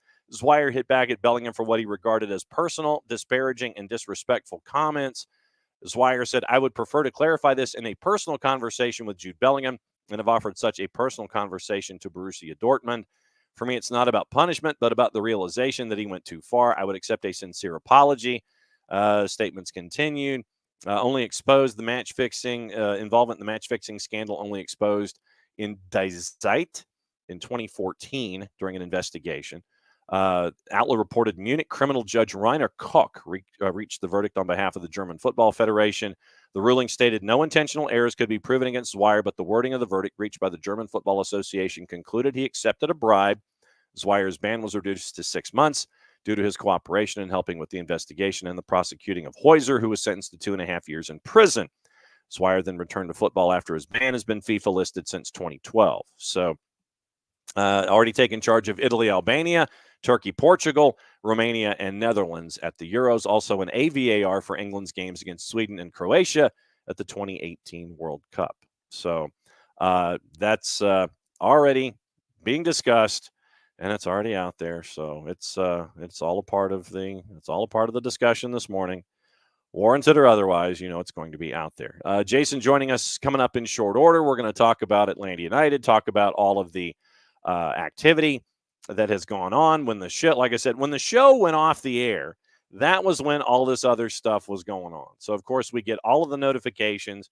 And what I wanted to do was catch up with Jason about the math and about extended math and all of the stuff that's going on in and around Atlanta United, because it is a very, very busy time on the field and off, because Jason has been racking up all of the miles. Yeah, it is usually when I sign off. Abby is absolutely true.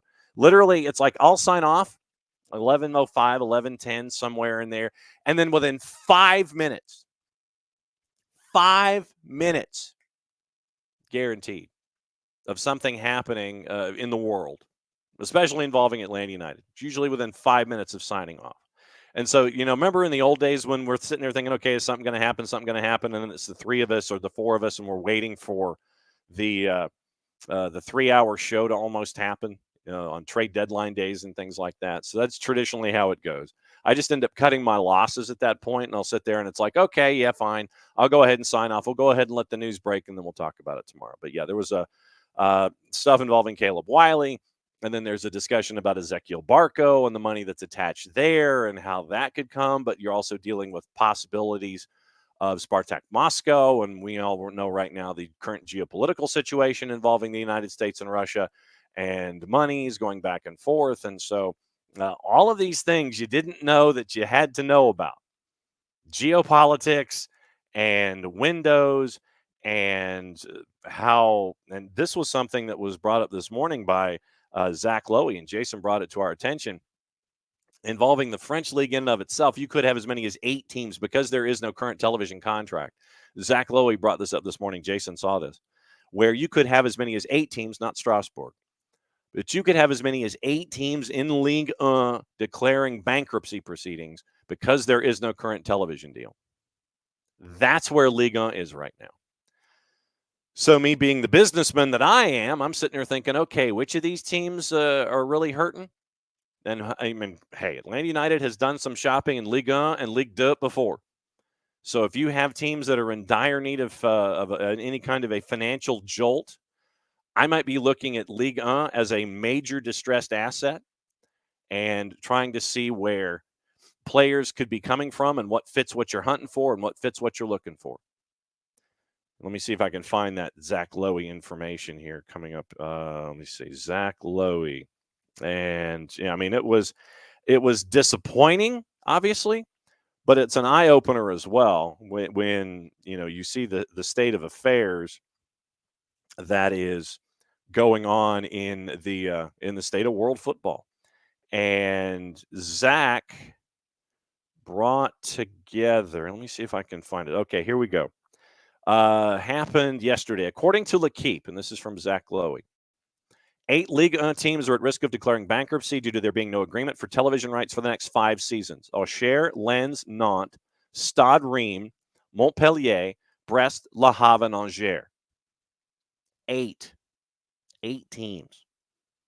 So if I am, and Soccer for Good, just buy a Ligue 1 club or 2.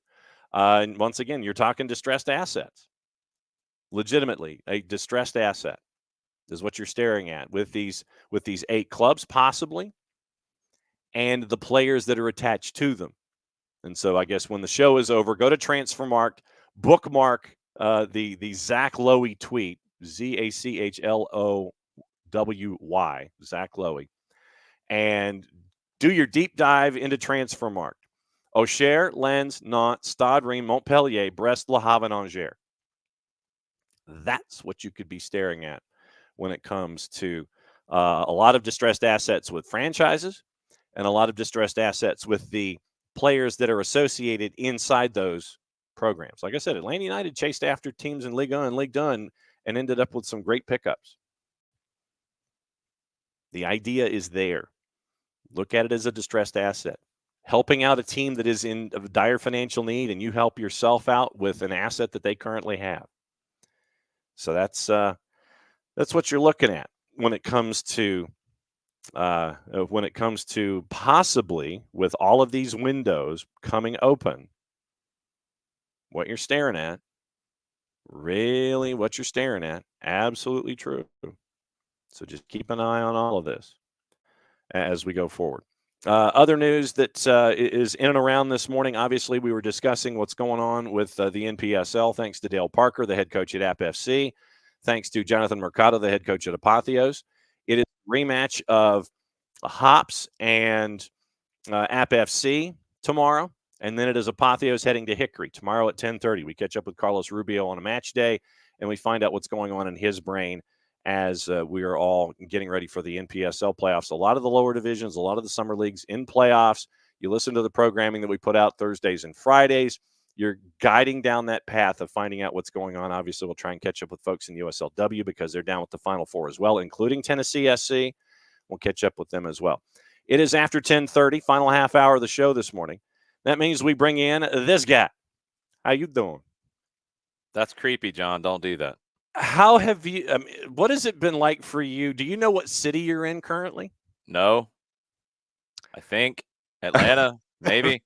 Because of the office? I don't know what day it is. I know that much. Yeah. I mean, for you, and this is one of the things that I don't think, is fully, appreciated when it comes to travel. I mean, it is hopping on planes at odd hours, arriving home at odd hours, combining days, combining locations. I mean, it is a grind at times.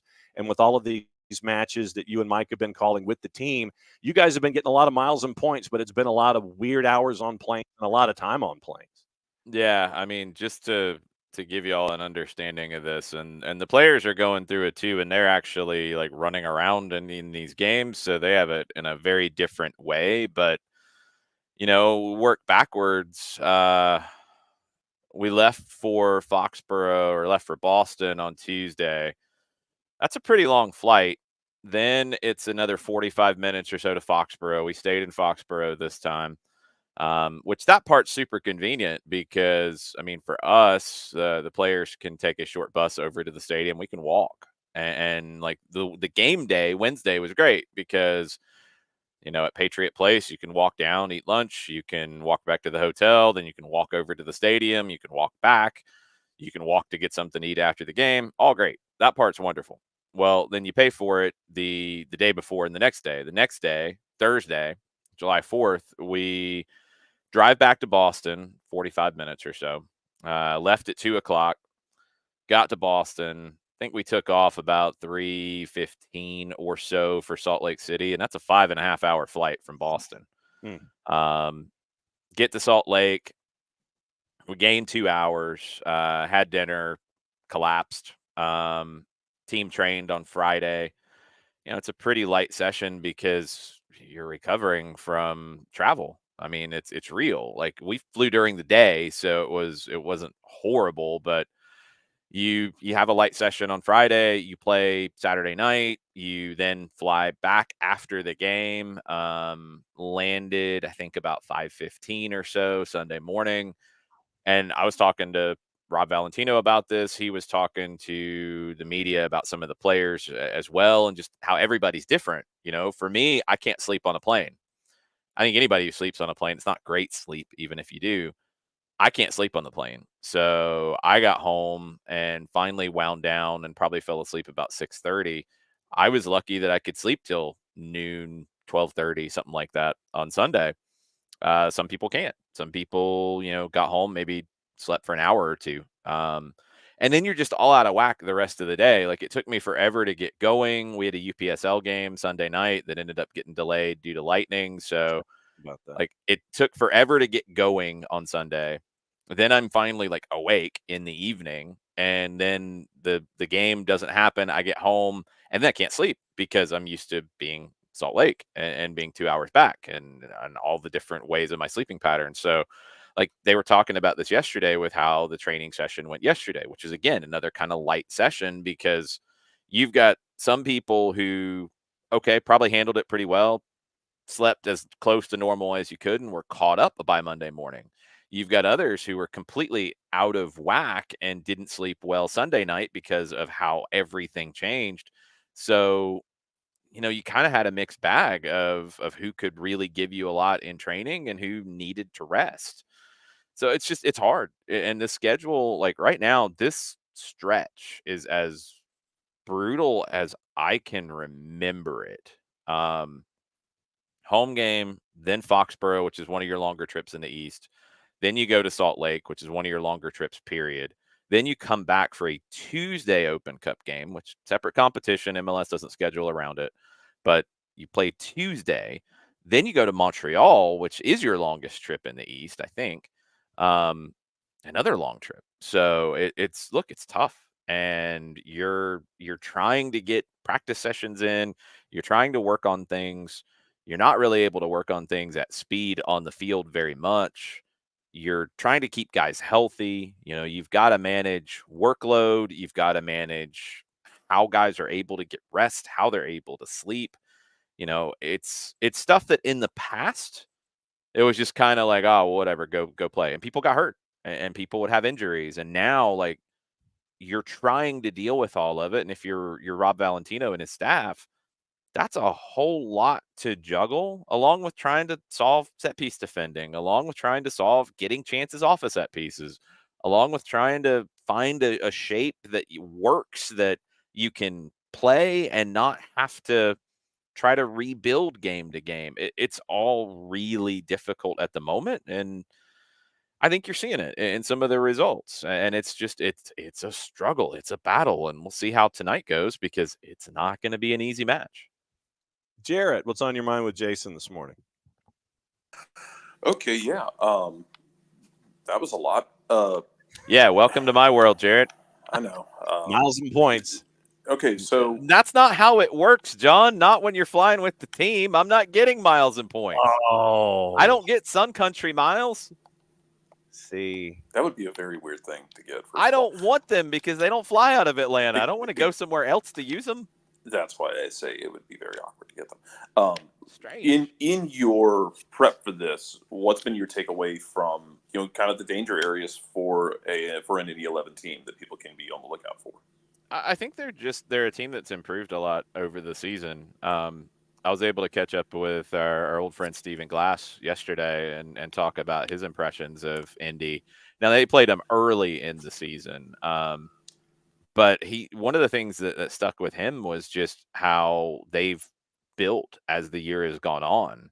This is a team that has a lot of new faces in 2024. Feels like every other new player they added is from the Miami FC, which is interesting. But no, they just added a bunch of pieces, and sometimes that comes together, sometimes it doesn't. It has in Indy's case. They're a very solid team, very, very solid. I think the interesting battle here is going to be, can they run with Atlanta? Do they have the speed of play, speed of literal running, but also speed of play to hang with Atlanta, who has literal speed, but also can play quickly when they're connecting. And that's the challenge. You got two teams that will be in back lines of 3/5, you would assume here. That's what Indy's been playing generally. That's what Atlanta's been playing generally. So how do you find, okay, if both teams are doing that, how do you find the attacking spaces? And then what can you do in your front five to kind of throw teams off, kind of create different matchups? I think it's a big game for some Atlanta players who are going to get an opportunity here just because, again, of the amount of games you're playing right now. Whether that's a Luke Brennan, whether that's a Tyler Wolf, whether that's a Jay Fortune, whether that's an Efrain Morales. Matt Edwards is another one I think is a safe bet. Noah Cobb, who's been really, really good lately. I think you've got a lot of young guys. Ronald Hernandez, who is going to be very important with Caleb Wiley going off to the Olympics. You've got a lot of guys who are going to get a significant amount of minutes here tonight, whether they start or whether they come off the bench. And you need performances. And that's where you're at in a competition like this. We've seen it with Open Cup games. They can get weird. They can be very disjointed because of the matchup and styles, but also on the Atlanta side, kind of the mismatched nature at times of a lineup. So it can take a little time to build, but it can be disjointed. You've got to win your individual battles. I think, and it's something Rob Valentino talked about yesterday in general. You've got to win your individual battles in games like this. There are some very good players on Indy 11. Very, very good players who want to put themselves into better positions going forward in their career. That's what cup competitions can be for lower division teams. There are players who are capable of playing in MLS, and they want to show that against an MLS team tonight. So you're going to have a lot of individuals who are highly motivated. You need that same level of motivation on the Atlanta side with individuals who maybe haven't played as much as they want, maybe haven't been in the opportunity to play as much previously. Good performances in a game like this can change that. So it's a big game.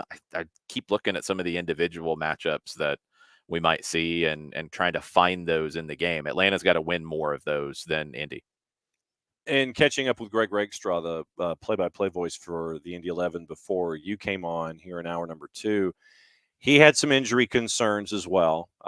He said, take a look at the back line, see how the back line for the Indy 11 looks, and then that would give you an idea as to, how they might be approaching things. Are they going to have to go back to a 4 as opposed to having a 3-5-2 just because of, healthy bodies and things like that?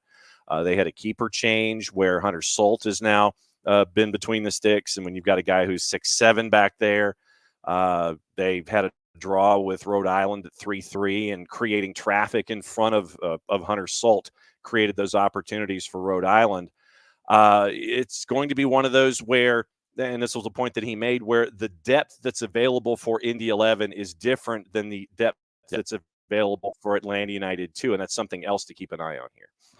Yeah, I mean, you have a deeper roster in MLS than you do in USL Championship. It's just the nature of the two businesses. And Indy, looking at who they played on the weekend against Rhode Island and having a 2-0 lead and a 3-2 lead and not being able to get out of there with 3 points. This has been an Indy team that's been hard to beat over the past few months, though. Let's keep that in mind. And this is a game where you got to have a winner at some point tonight. And if extra time is looming, that's going to be difficult for both of these teams. Could go down to penalties. Hunter Solt's the tallest goalkeeper to ever play in an MLS match, which is crazy at 6'7". Likely in goal. He's on loan from Portland. Goalkeeper of that height. And sorry, Jared, I'm not attacking tall goalkeepers at this point, but you can take it however you want. Goalkeepers tall guys don't always get down very well to those low shots, hard, do they? Man. It's hard. Like it's funny you say that, because I go back to the Fraser Forrester masterclass where he stood on his head against Barcelona. What made it so insane is that he saved so many low shots when it's hard, man. It's hard to get that low. Yeah. It's like tough. It's hard to be like it, because your instinct is to stay a little bit higher and to be a bit of a wall, but like it's hard to get that low, man. And especially if you gotta like get low and start getting horizontal, like it's a lot of human being to move quickly. And unless you've experienced moving a human body that quickly, it's hard to explain. Yeah, I think with Indy on the other side of the ball, if they stay in their 3-5-2, I look at their wing backs who are not traditionally defensively minded guys. Ben Mines, who some of you will remember from the New York Red Bulls, talented player, never really been a fullback in his career, been more of a winger, at times is tucked inside. Very talented on the ball, he can create chances. Aiden Stanley, career high in assists this year, and he's got 2 assists in the Open Cup. He's going to bomb up and down that left side. He's going to be a problem. So whoever's on the right is going to have a lot to deal with if you're Atlanta United, with Stanley, who's probably their best chance creator on the Indy side. And then they've got Sebastian Guinzotti, and I feel like we've talked about him a lot over the years with Tampa Bay. Played for the New York Cosmos on the old NASL. But Guinzotti, yeah, he's not going to run a ton at this point in his career. I think he's 33 off the top of my head. But you find him in a dangerous spot, he's got the quality to beat you. And he's got the experience to not run himself into the ground here. I think when you look at Indy, one of the major things for Atlanta is going to be Guinzotti, whoever else is in the middle. Cam Lindley, another very talented player that we've seen over the years in USL Championship. Whoever else they put there, probably Wooten, but it's not a definite. If they go with that trio in the midfield, and Guinzotti is as much of a second forward, or almost a third forward in this case, than as a true 10, that's an opportunity for Atlanta. Whatever combination the midfield looks like on the Atlanta side, you're going to be more athletic. You're going to be able to cover more ground. I think you're going to be more technical when you're looking at guys like Muyumba, potentially Fortune, McCarty, Sleesh, whichever two, if Rob Valentino stays in the same shape, which is also not a guarantee because you have Nick Firmino kind of chomping at the bit here. Where do you fit him in? How do you make that work? You have limited options up top. You really only have Daniel Rios as a true number 9 right now, and he's played a lot of minutes. So how you kind of piece that together on the Atlanta side will dictate what your midfield looks like. But I look at the two midfields, and I think Atlanta will be able to definitely outrun Indy. but can you out quality Indy while you are outrunning them? That's going to be the key to the game. I think that's what it could come down to, is the middle of the park. All right, Jarrett, go for it.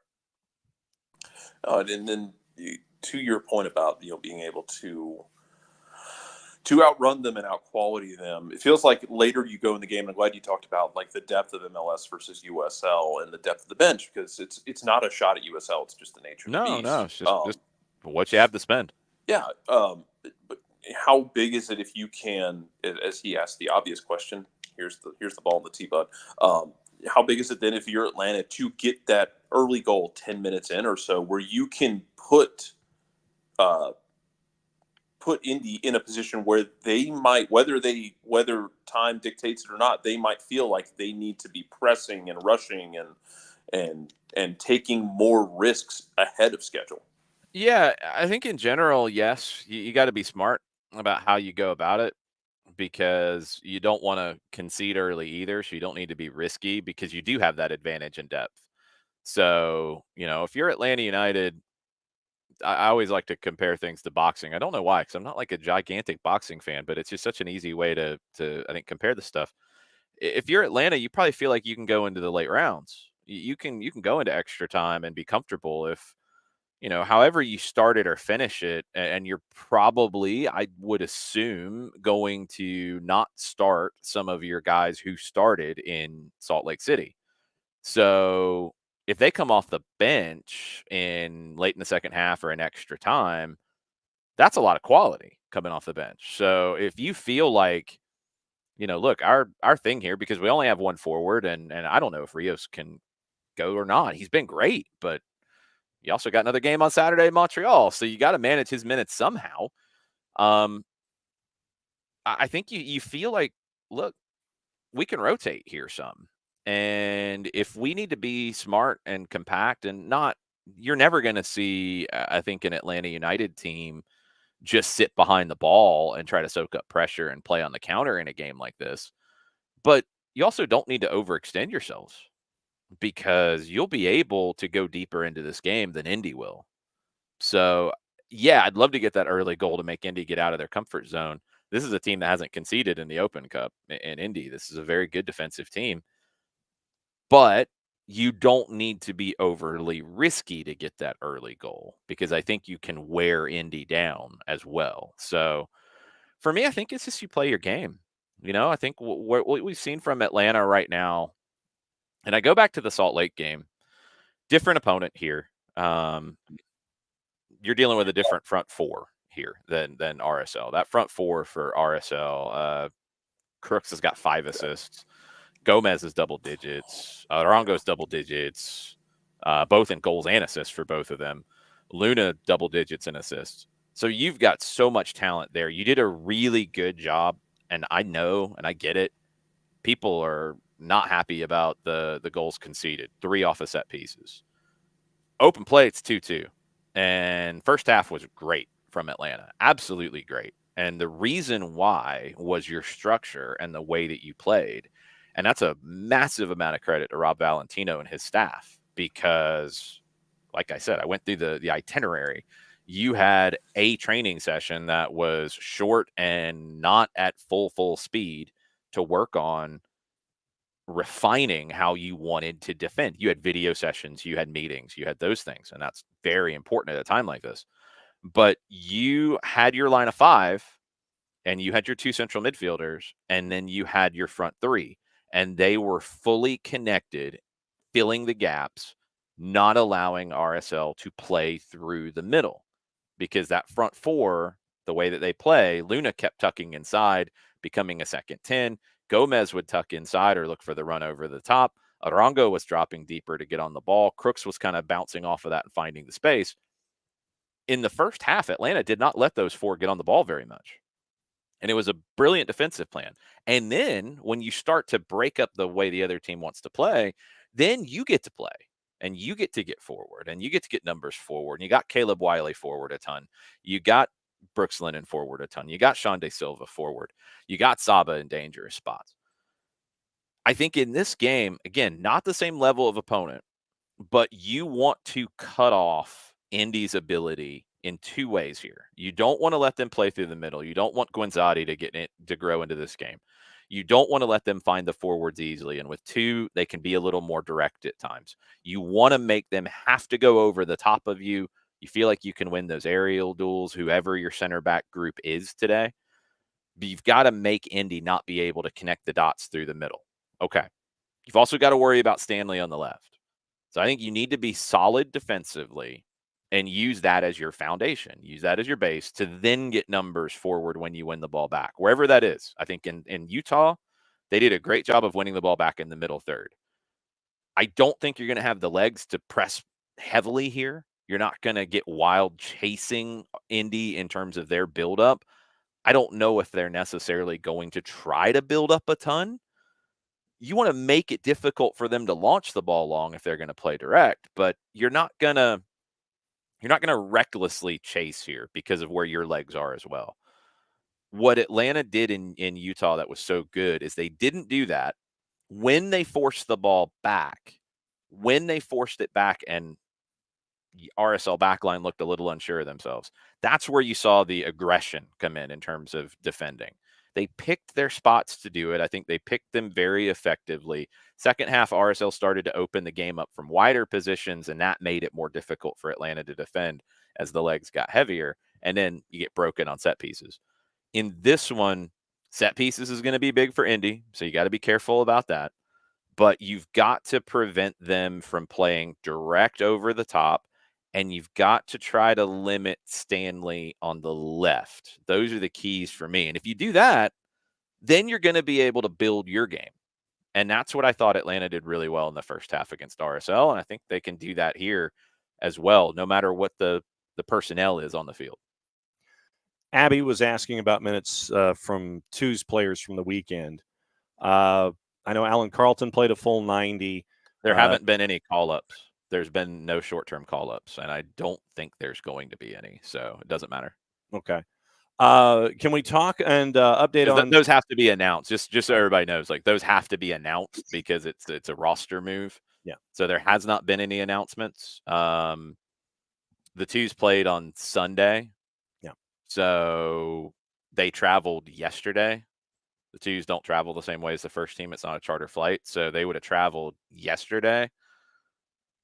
Anybody who played for the Two's on Sunday would not be available for this one. And they haven't announced any short-term call-ups, and I haven't heard of any pending. So it won't matter in this one. I think even the question that I had with somebody like Ashton Gordon, who went with the first team on the trip, looked really good in the limited training session in Utah, by the way. I really like how Ashton is kind of soaking everything up as he gets his exposure with the first team.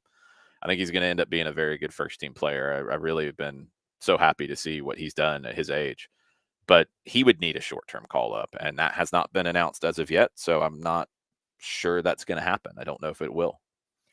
I think it's Uncle's asking about Jamal's injury update. It's another couple of weeks, and then that's the announced time frame, and then how the body responds to the recovery plan. Then he was not involved in anything training yesterday, and he obviously didn't make the trip. Mosquera is active individually. Saw him jogging. I'm trying to remember what specifically he did. He didn't train with the group, I don't think at all, but he did run on the side.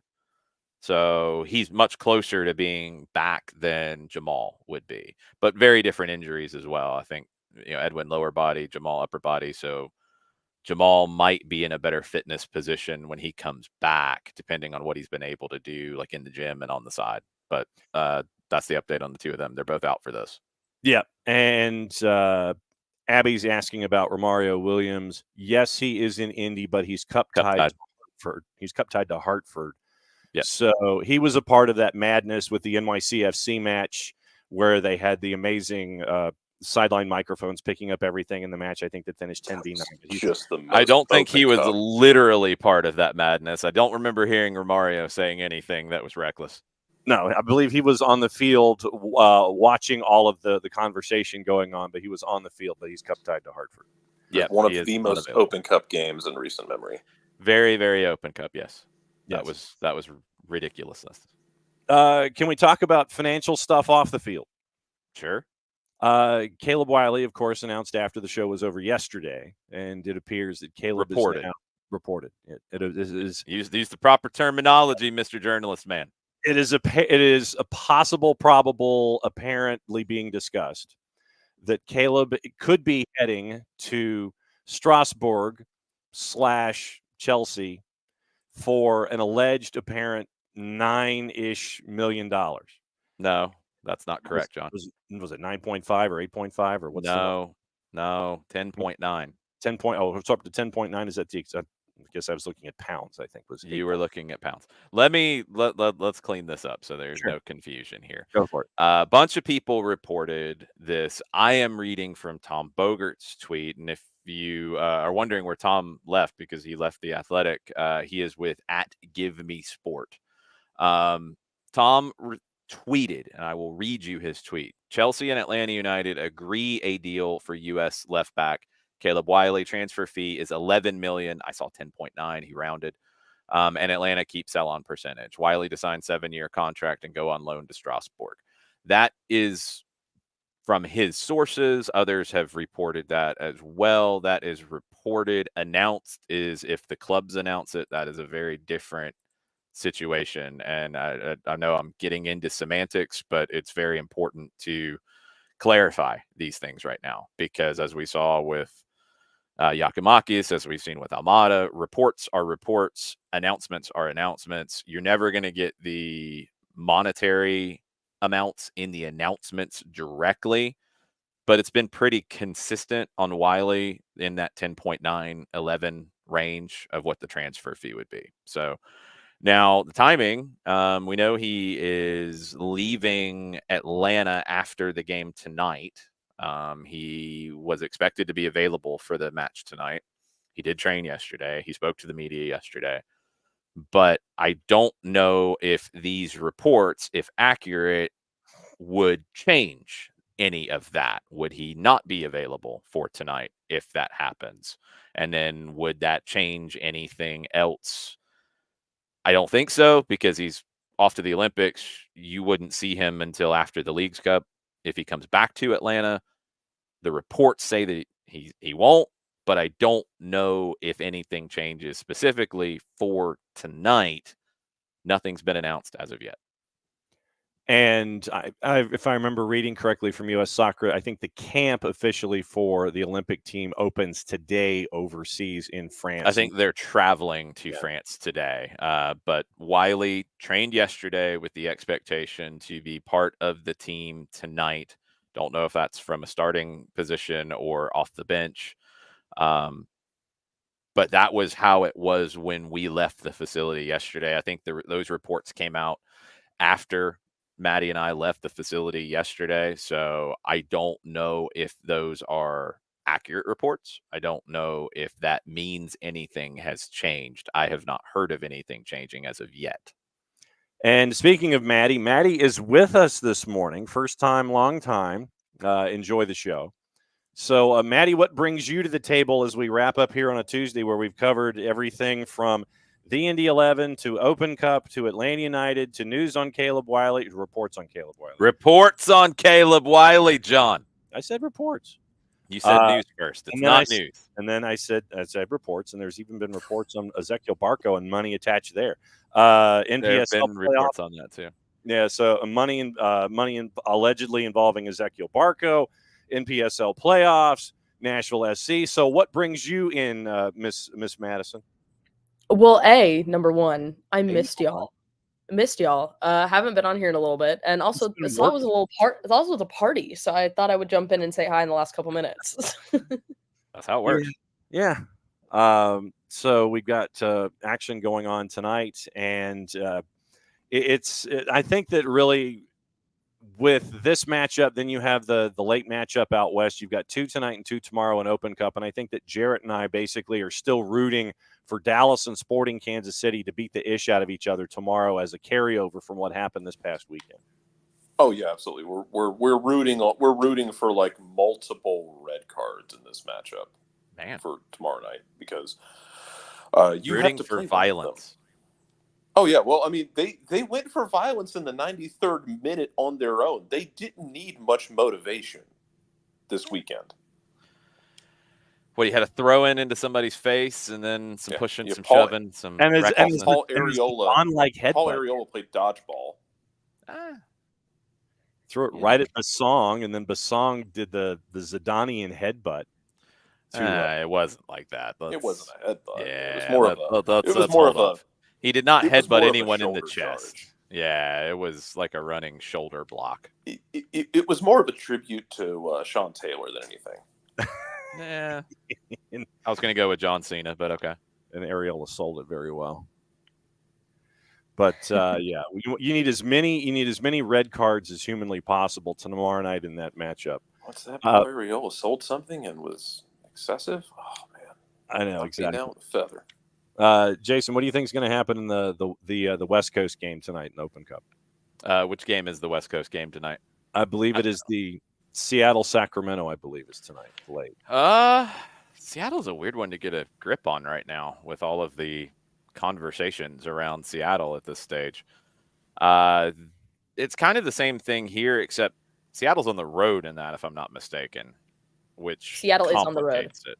Yeah, it complicates things when you've got issues to whatever degree they are. And look, I know how, as we were delineating the differences between reports and news, Seattle's kind of in that boat right now with the reports on issues and where things stand. I don't think we actually know. I mean, I'm sure Nico has filled everyone in to the best of his abilities on Thursdays, but something's not right. I think that's fair. Like there's something going on in Seattle, and when you go out on the road in these kind of games, that can be magnified. So Sacramento's got a pedigree in these competitions. They can make a run. They definitely can win this, but I think Seattle has enough, and I think they will go through. But I would not be surprised to see extra time in that one.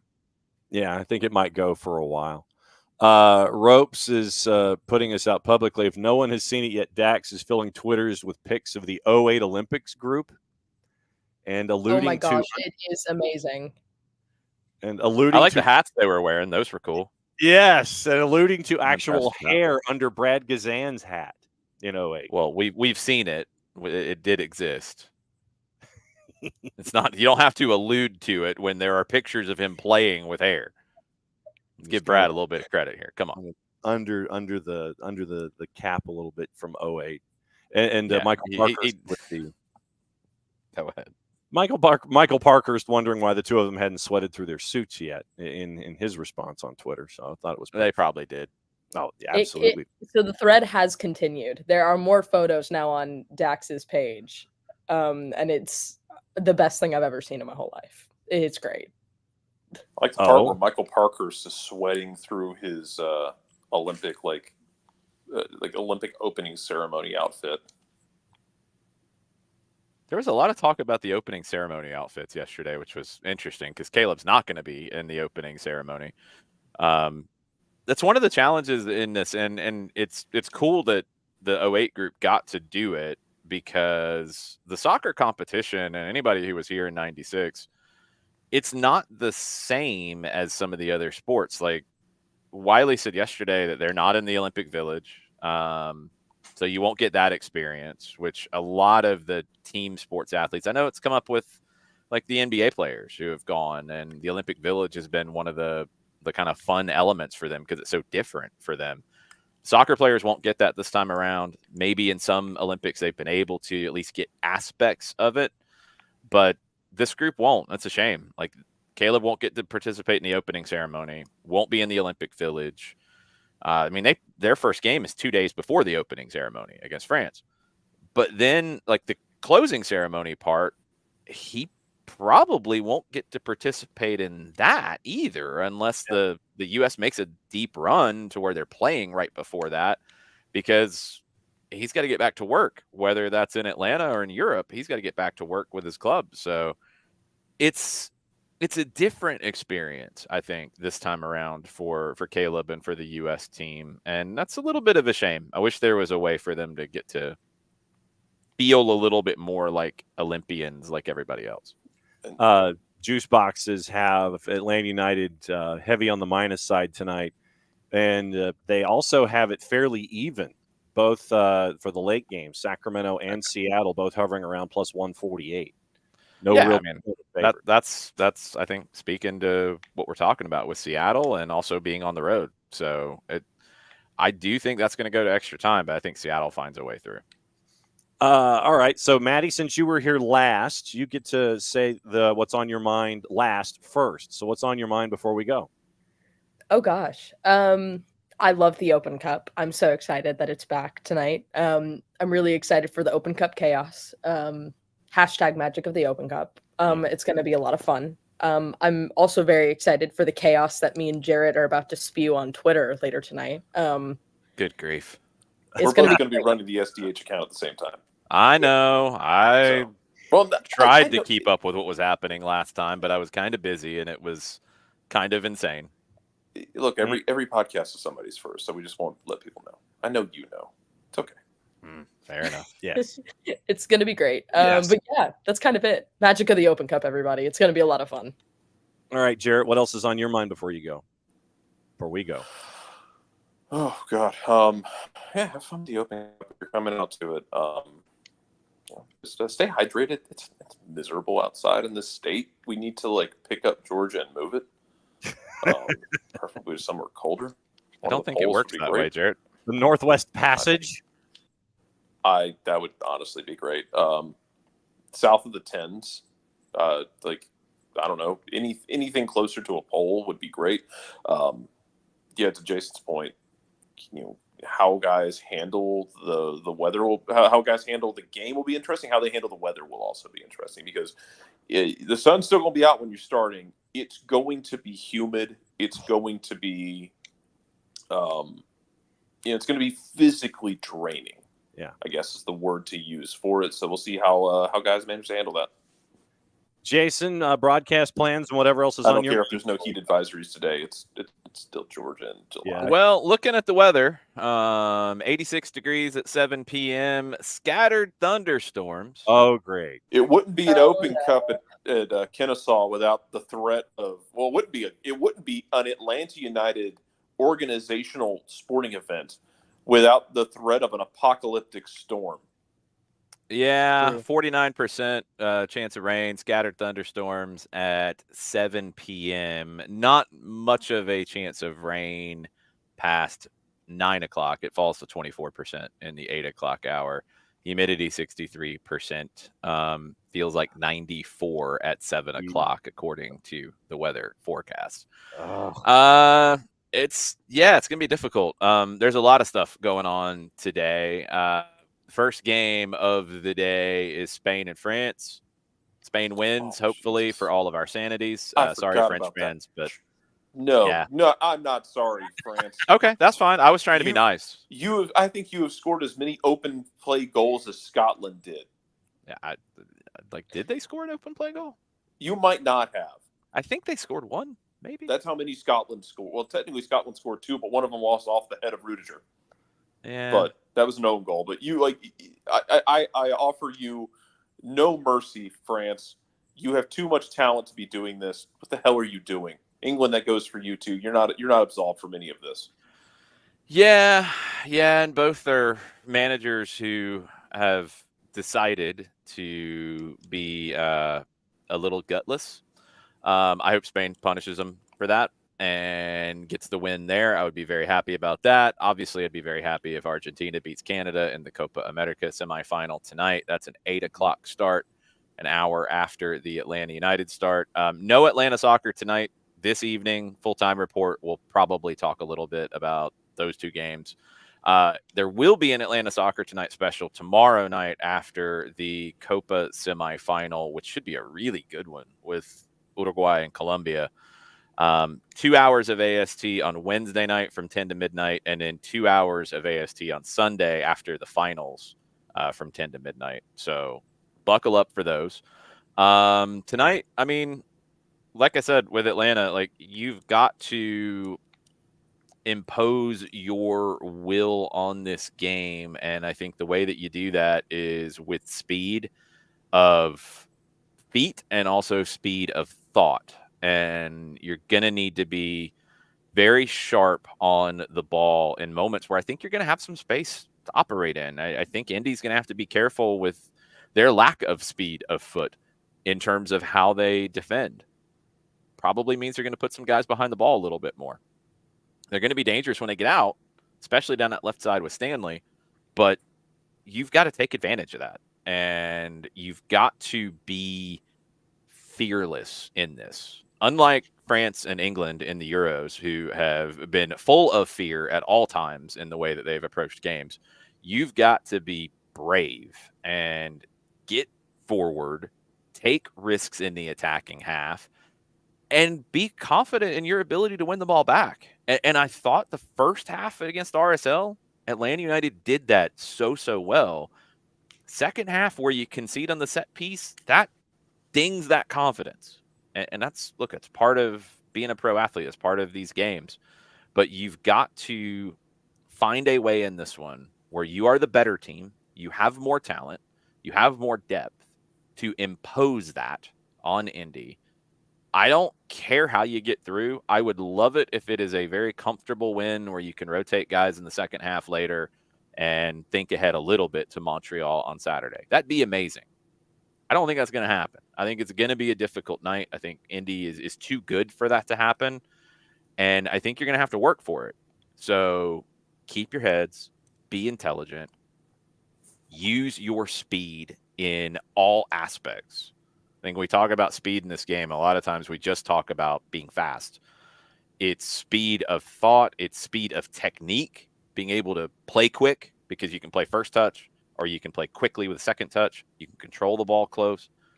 You have advantages in every aspect of speed in this game. So use it, get the job done. I don't care how. Move on to a semifinal. And right now you're 3 games away from winning a national trophy that would upset a lot of people, and I would kind of chuckle a little bit about it. So go get it done.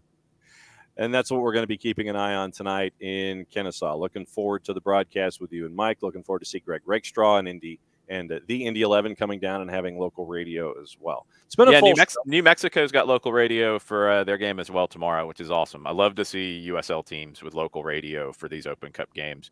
I'm glad that some MLS teams are doing local radio for these games as well, including ours. Yes. It's very cool. So embrace it, listen to it, enjoy it, check in on Greg and his crew a little bit. You can flip back and forth. That's okay. You can use the apps. You can listen to both of us a little bit. That's cool. A multi-device experience tonight. Just make sure that you have your audio synced appropriately. So don't be like the Uber driver in Frisco, Texas, who had like 2 different directions going in his audio experience of directions of where he was taking us. That was scary. Don't do that. You'll have 2 of us talking about the game in different ways. Try to sync it up. Have fun. Wow, I did not know about this story. That was not good. No. All right. So let me see if I got everything right. So it was Lucas Panzica talking about Nashville and BJ Callahan, Dale Parker talking about App FC, Jonathan Mercado talking about Apotheos, Greg Rakestraw talking about the Indy 11, you coming on and talking about Atlanta United and everything else going on in the Atlanta United sphere, Maddie coming in, Jarrett coming in, and that's a show. Tomorrow it is Tyler. It is Carlos Rubio, Tyler Pilgrim from Scarves and Spikes. Possibly the busiest man in the Northeast, Dylan Butler, coming on at 10 o'clock. Carlos Rubio, the head coach of Hickory FC, at 10:30. And maybe we'll catch up with North Carolina Courage's U23s at 10:45 as they get ready for the USLW semifinals. So it's a very, very busy week. A lot of folks said, summertime. There's nothing going on in soccer. Poppycock. Poppycock, I say. So I guess it's now time for me to do the close. And this is where I go to a full screen and whistle us out. So for everybody here, we'll hopefully see you tonight in Kennesaw. Otherwise, we'll be back here in a little less than 22. So here's the full screen to close, and I'm going to whistle Gary Shandling Show's old routine to get us out of here. So outro slide.